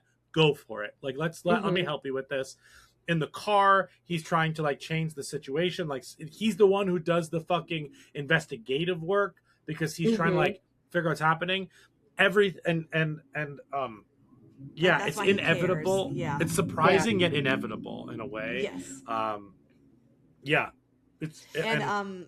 I will say too, the second time around, it is interesting to see those things kind of come to light of his intentions. It was also funny on my second watch at the theater, the minute that Sarah was like, you know, Ian and Nikki are sleeping together, someone in the audience like yelled, "I knew it!" It was great. Yeah, but that's what it should be like. And Jamie leaned over me and said, like I fucking knew it. But like, like the way that he was being, I was like, he's being like, sure, there can be this like broy dynamic of like, you know, like poking fun in like in a friendly way, but it kind of feels like it's like blurring the line a little bit. And I'm like, he's kind of being a dick to him, even though like Bear is also has that like almost like annoying like incelly neckbeard nice guy vibe. And it like it's almost weird that they're friends in some ways. Like that's kind of the vibe where I'm like, they're friends because they work together. I don't think that they would actually like be friends if they weren't working together. Yeah, but that's why I was like, something feels weird about like their dynamic. Yeah, I knew it. And that makes this a sense, like we talked about, Nikki kind of brought Bear into the friend group. So it kind of just feels like Ian is friends with him out of obligation in a sense, rather than just, you know, actually connecting with this person. Yeah. Yeah, on second viewing, that is a fun like thing to see. Can I ask you a question about your viewings of it and how you felt about the jump scares of it all, like knowing what was coming? Did that lessen for you? Was it still momentous or effective? Thank you. In the movie, or how'd you feel about those? So the jump scares are fun, and they still work. Knowing that first one in bed comes, that's not scary anymore, but watching other people jump at it is fucking delightful. Like I don't cringe as much with the head bashing. Like the first time that Nikisha and I saw it, I like curled up into my seat. Everyone was melting away. I definitely felt myself like slowly. So it also happened. I got really nervous during the car ride with Ian because I was like, I don't like the way that it's like panning back and forth. Like it's very erratic and like and because it also was like from the back seat, I was like, is someone back there? Is Nikki back there? Like it made me already paranoid. And so like, I felt like I was carrying that paranoia into this other car scene. But like you said, the framing was very much like someone is going to appear in one of these windows at some point. It also didn't hit me at first that she put the brick in the driver's seat, because I was like, how is she getting like so fucked up And then I realized she used the brick to break it open and left it there and was pushing her head against the fucking brick. Yeah. And so I was like watching that and I was like, I know they're going to show me this like gross bashed in head. So I didn't look at that part. Delightful. I watched it being bashed in and then I was like, no, it's going to be like some eyeball broken nose socket bullshit. I don't like that. Not for me. And it lingered on there for longer than I expected. Yeah. Yeah, that's why I was like, no. After she was like done and Nikki was talking, I was like, I'm just gonna like wait out this conversation. Yeah. Yeah. But just them talking in an eyeball. Curry Barker said that he had to cut 8 or 9 bashes for it to get an R rating. And not an NC-17 rating. Yeah. Oh, I also don't remember. Was it at the end when he comes back to the house and like Sarah's corpse is there that we see Nikki walking in the background scary again? Yeah. Every time like that too, I think was like a combo of like her walking forwards and backwards and then him editing like it weird. So like that was like him manually editing it of like why she's like walking creepy. Yeah. But yeah, every time she like does that creepy walk, I'm like beside myself. Man, that reverse. Oh yeah, before she gives the like I'm gonna kill myself. Not the Uno reverse. Oh my god! Yeah, that was spectacular and out of nowhere. Spectacularly awful and terrifying, and made me want to throw up. Yes, effective. Too effective. Oh, it was so fantastic. Uncomfortable. Yes, because you have to sit through it. And Brian, you made the point of when Ian comes in and gets shot. I feel like you were mentioning another movie, it would be a little bit longer, like there would be a little bit more of a conversation, but I like that we're just keeping the momentum going. Oh yeah. And that would have slowed it down so much. It's like, no, let's get to the end of this or wherever we're going to.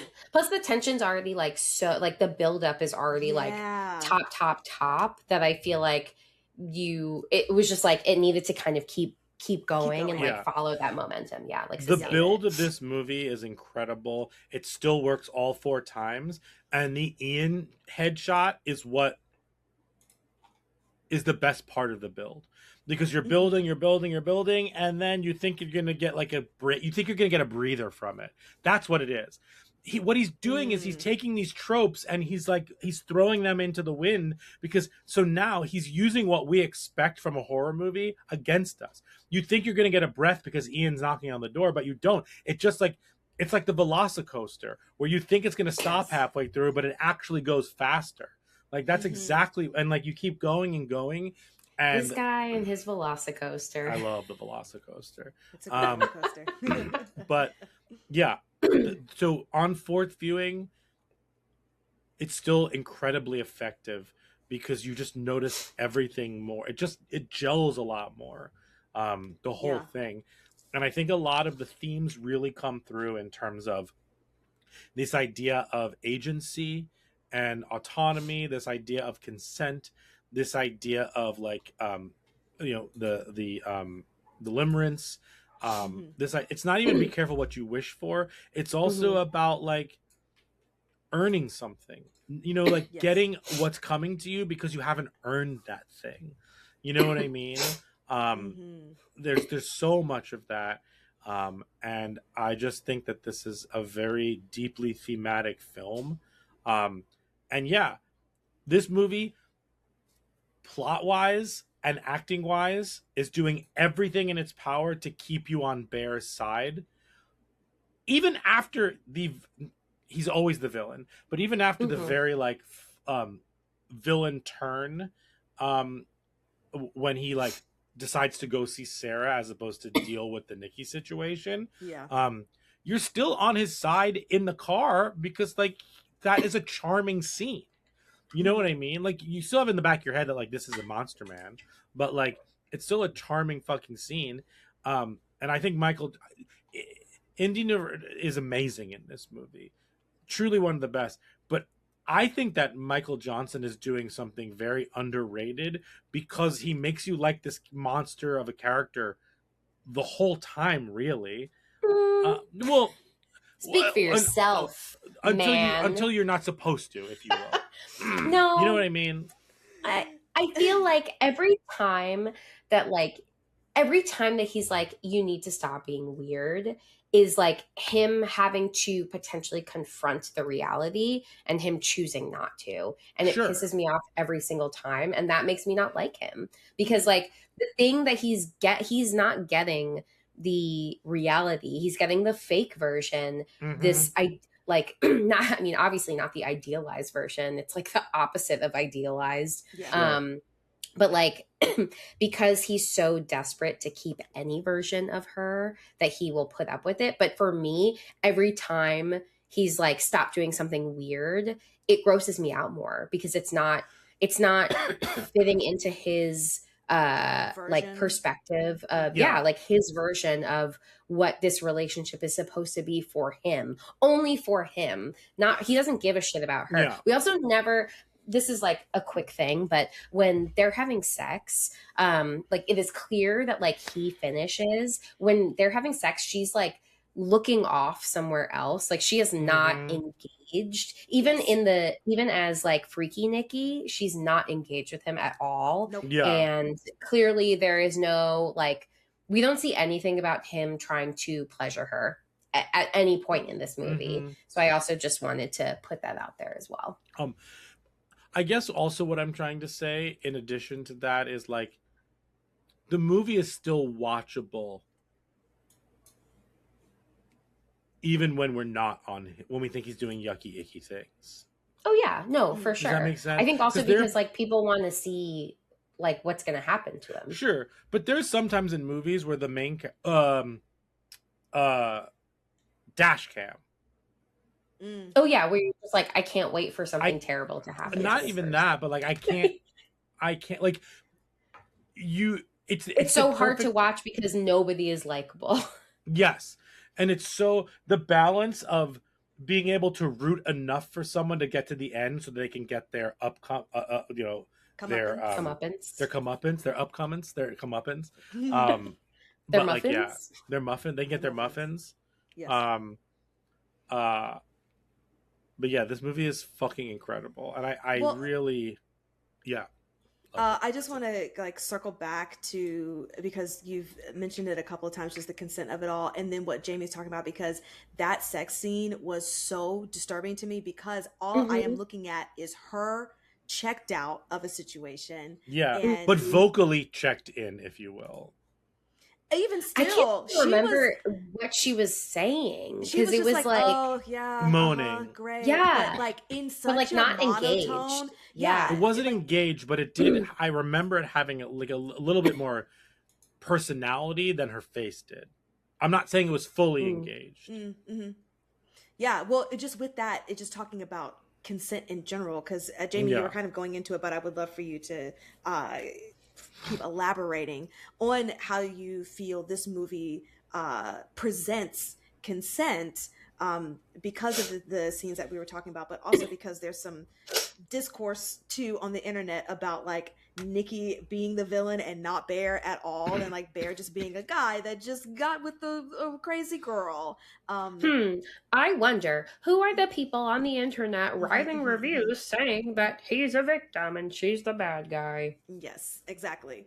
So I just want in that, because we watched this movie and we know what it's white saying men. About.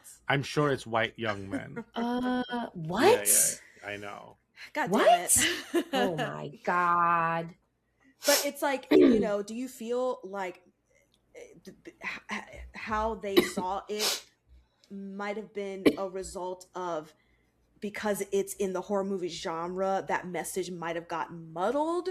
Or is it like people are just idiots? Like, and I don't mean to say that in a rude way, but also like, what's going on here? Like, why are we having a conversation that Bear is a victim in this? So my real question is just about like how you feel this presents consent.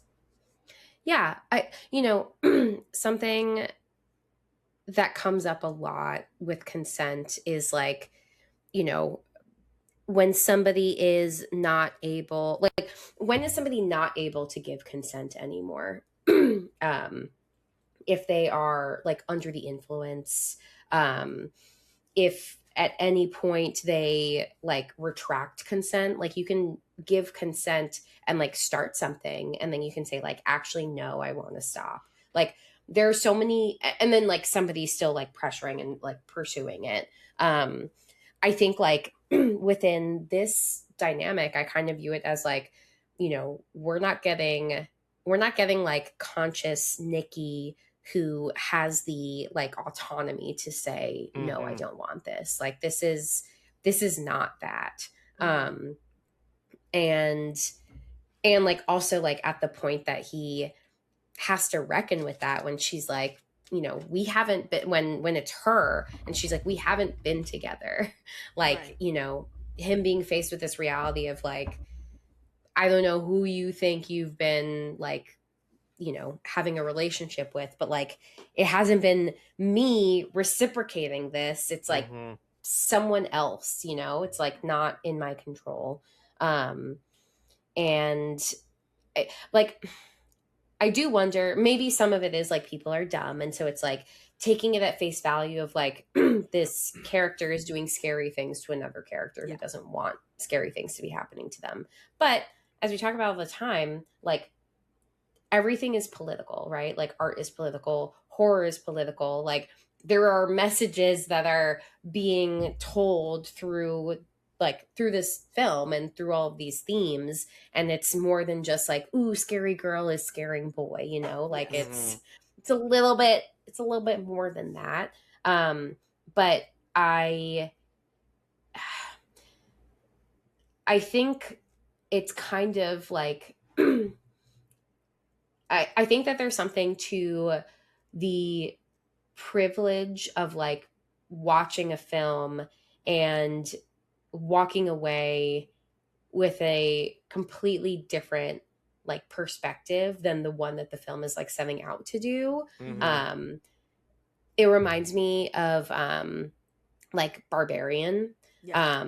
When you get like the beginning part of like a woman who's like really scared to be in an Airbnb with a strange man that she doesn't know, and it's like, oh, this is like a really unsafe situation, and like perhaps other people wouldn't necessarily, perhaps other men wouldn't necessarily find that as scary because, you know, they've never had to worry about that type of situation. Right.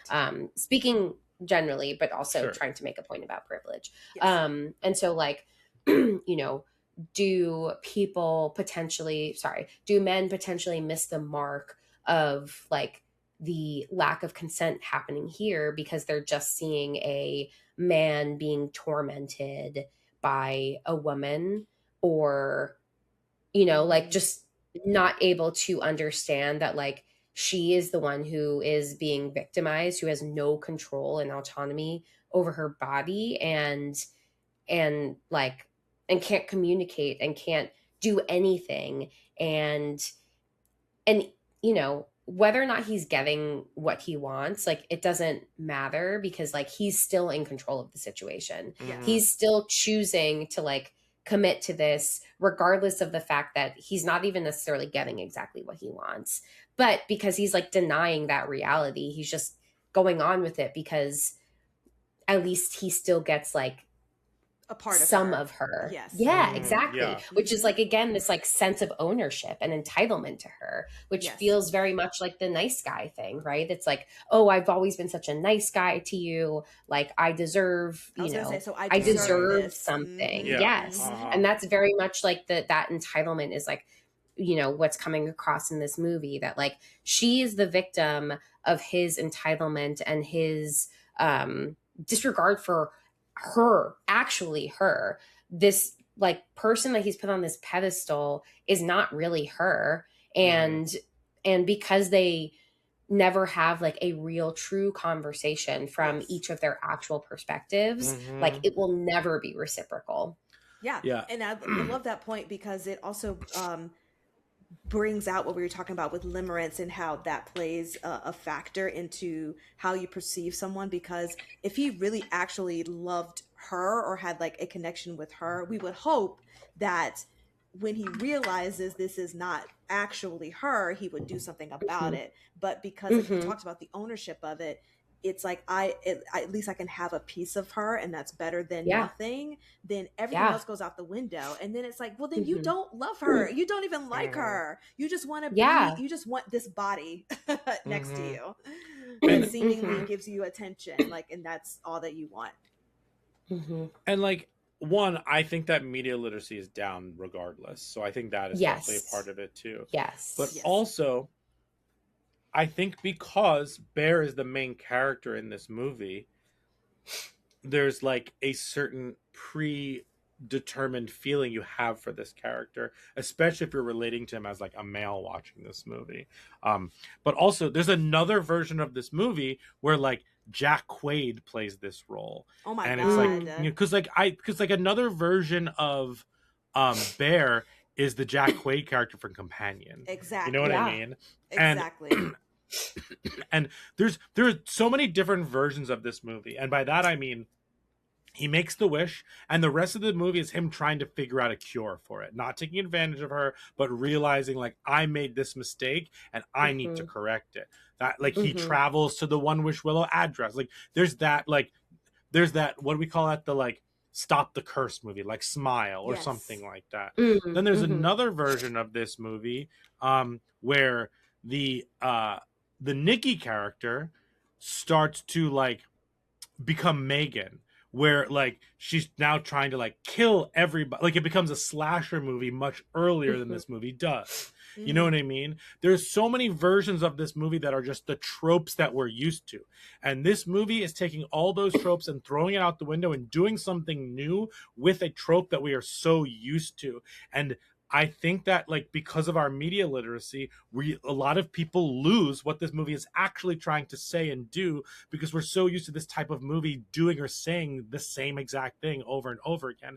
And this movie is very clear about what it's trying to say, because you have the conversation in the car about love stories versus romantic stories. Then you have the conversation at the beginning of the movie where it's like all you have is time. This idea of like, you need to have patience to build something real, as opposed to trying to fast track something. Then you have the codependency conversation in the car. But after our conversation here, the most important conversation in this movie is that super awkward consent and consensual conversation they have at the door, where they're both saying the same thing, but it's like super fucking awkward because he's a real person and she's not. You know what I mean? Like, and all of those conversations are in this movie on fucking purpose. You know what I mean? Like those are not accidental things that happen to mean something. Like Curry Barker's no fucking idiot, and like No. these are very much saying those things. So anyone reading this differently is just not media literate and is a dirt bag. Yeah, you heard it here first. Yeah, agreed. No notes. For sure. Absolutely. Any other thoughts on the movie in general before we? I have a million thoughts on this movie, but we don't have to keep going into it. It's just really. One final thing is like, I know we talk a lot about hype and social media, but this is probably one of the few movies that I personally feel like is very appropriately hyped. There was nothing disappointing about this movie for me. Like I was very highly anticipating it, and it delivered the expectations that I had for it. So that was actually one of my. I was really nervous because I had seen it 3 times by the time you saw it. I had already. You were nervous that that I wouldn't like it as much. Oh, interesting. I was. And then we got to the movie theater, and I was still nervous. And when you enjoyed it afterwards, I was like, all right, we did it. Like, we did it's it. good. Oh, it's good. Also, one really stupid, not funny to me thing that happened. So I booked the tickets to see the movie because I was like, at first I was just like, oh, like I can just go see the movie by myself really quickly. Like it's not a big deal. I'll just go like, a 5 p.m. showing on Thursday. And then Brian was like, oh, well, like, let me get a babysitter and I'll come with you. And I was like, okay. So I bought the tickets. And I was like, oh, I'll go to the bathroom. Like, you go get the seats. And I like sent him the thing. And then I go like to the entrance inside, and Brian's like, I think you booked the front row. And I was like, what? Oh, What do you mean? And I looked at the no. tickets and I haven't bought like tickets for a movie in a while because normally Brian does it because he, as a former AMC A-lister, he's very familiar with the AMC app. But yeah, I fully misread the app Like when where I the bought screen the was tickets. and- Yeah, I just Mhm. didn't see the word screen, and so it was flipped in my head, and I literally bought middle front row seats. And as soon as we sat down, I was like, I can't even look at the screen, like I'm gonna throw up. These are Like unwell. I was immediately unwell. And I literally No. I looked on the app, there was one seat in the back row, and I was like, I'm so sorry, Brian. I'm gonna buy this ticket and Bye. move to the back. And then I saw another seat like on the fourth row. So I was like, okay, you buy that ticket. And then the seat next to me was open. And so I was like, I'll text you if like nobody comes in like the first like 10, 15 minutes. Yeah. And no one came. So he ended up coming and sitting next to me anyway. Yes. I love that. But I also had to fair. sit in the front row and wait for our food to get there. Oh, yeah. Oh, And then no. we bought two things, so I had to mix them and give her half and give me half. Yeah, Then I went to yeah. my next seat. I sat down on my next seat, which was actually a really good seat. And then the people sat down next to me. The movie started I'm like 10 minutes into the movie, and then the seat is free. So I waited till after he made the wish, and then I went up to sit with her. And in my head, But I'm also, I texted you because we always get boneless chicken bites and pretzel, the pretzel bites. bites. And so he like gave me the food, then went back to the seat, and I texted him. Also, I just want to say I never text in a movie, literally ever. I never even look at my phone. I need it to be known that I'm not like that person at the theater. I have theater etiquette. But I did text Brian and I was like, hey, did the pretzel bites come with like some kind of honey mustard? And then he like didn't respond. And all of a sudden I just see like a figure come up and it's him. And he like ran over and just like handed me the honey mustard and then went back to the fourth row.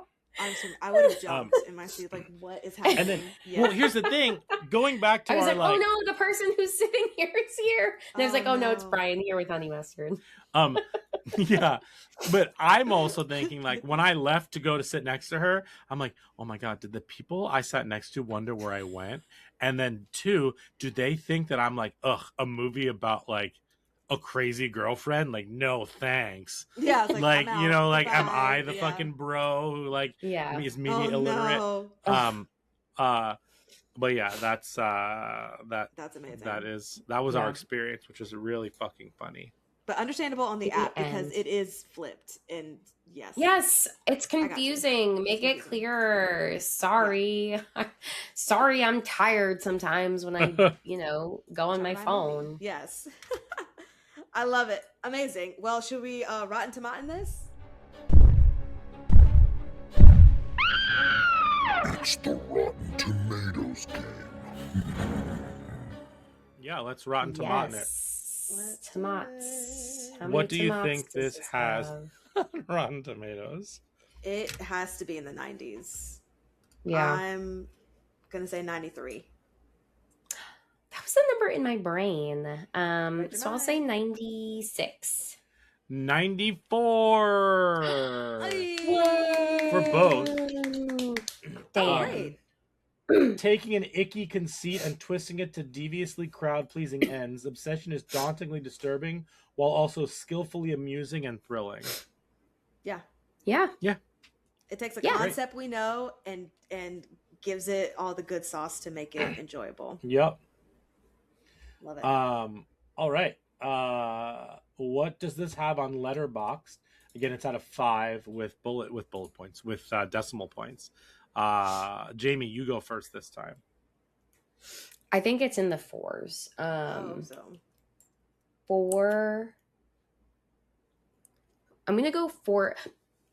You said it also has a 94 on Rotten Tomatoes. I'm going to say 4.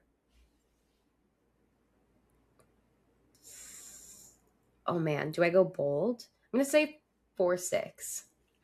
All right. Nikisha? I'm going really bold. I'll say 4.5. 4.2. Damn. And the top 3 reviews at number 3, No, they flip. Okay, at number 3, I'm suddenly very okay with being single. Absolutely. Get that out of here.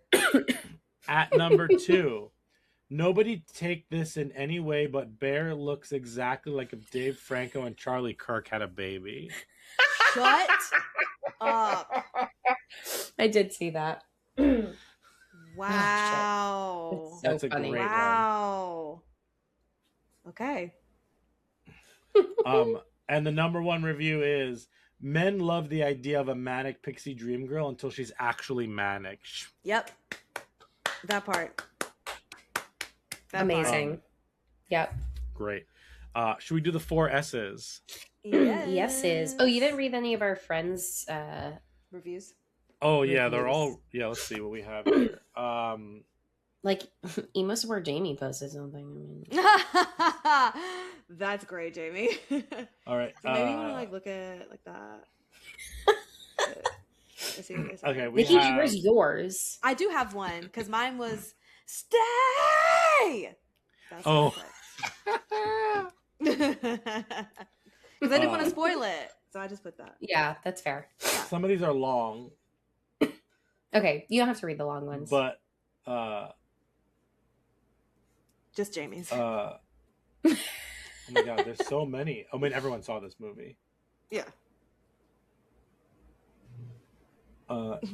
Where yours it? Stay. Oh, I see Nikisha. Stay. Okay, thanks. Yeah. Oh yeah. Okay, thanks. Oh, okay. Yours came up. This is a great review. This is from Jamie. Forget Nolan. This is my Odyssey. Yes. Agreed. Good stuff. Thank you. Good stuff. Fantastic. That's a great review. Yes. Did I like it? Yeah, I know. I did, thank God. Okay. 4 S's. Skull, scare, shakes, and suggestions. The Talking Horrors 4 S's. The 4 S's are skulls, scares, shakes, and suggestions. Skulls is how much does this deal with mental health, human behavior. Scares is how scary was it. Shakes is you gonna shake this one off, or it's gonna last with you or not, and then we'll do suggestions after that. Jamie, why don't you start us off? Sure. For skulls, I gave this a 9. For scares, I gave it a 7. And for shakes, I gave it a 9.5. Nice. Nikisha. Mine is very similar. 9 for skulls, 7 for scares, and a 10 though for shakes. Like, Nikisha and I have the same thing. hey, 9, 7. This is a 10. This is a big fat 10. Yeah. You know what? Fuck it. I'm giving it a 10. Yeah. Whoa! 10s 9, across the 7, board. 10s across the board. Woo. We love it. Awesome. My suggestion is actually the Jenga scene and her hitting herself in the head really reminded me of Talk to Me. I knew you were gonna say that. I knew you were gonna say that. When her brother starts to bash his head in. Yes. So I'm going to go with Talk to Me. Also another YouTube to full feature length like transition that really worked. Yeah.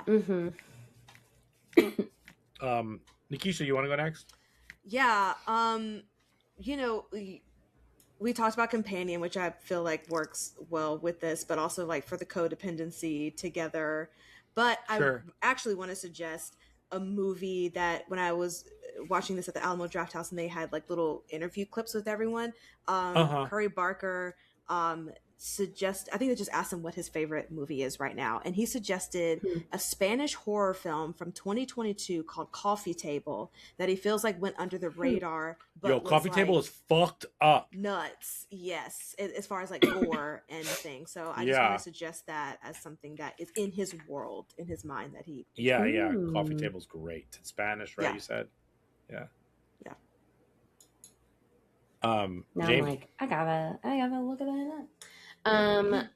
I went with Misery for someone who's a little bit too into someone else. Mm-hmm. And then also I saw like a lot of interviews of them talking about this as like a big influence on Cory Barker and on Indy, but Get Out.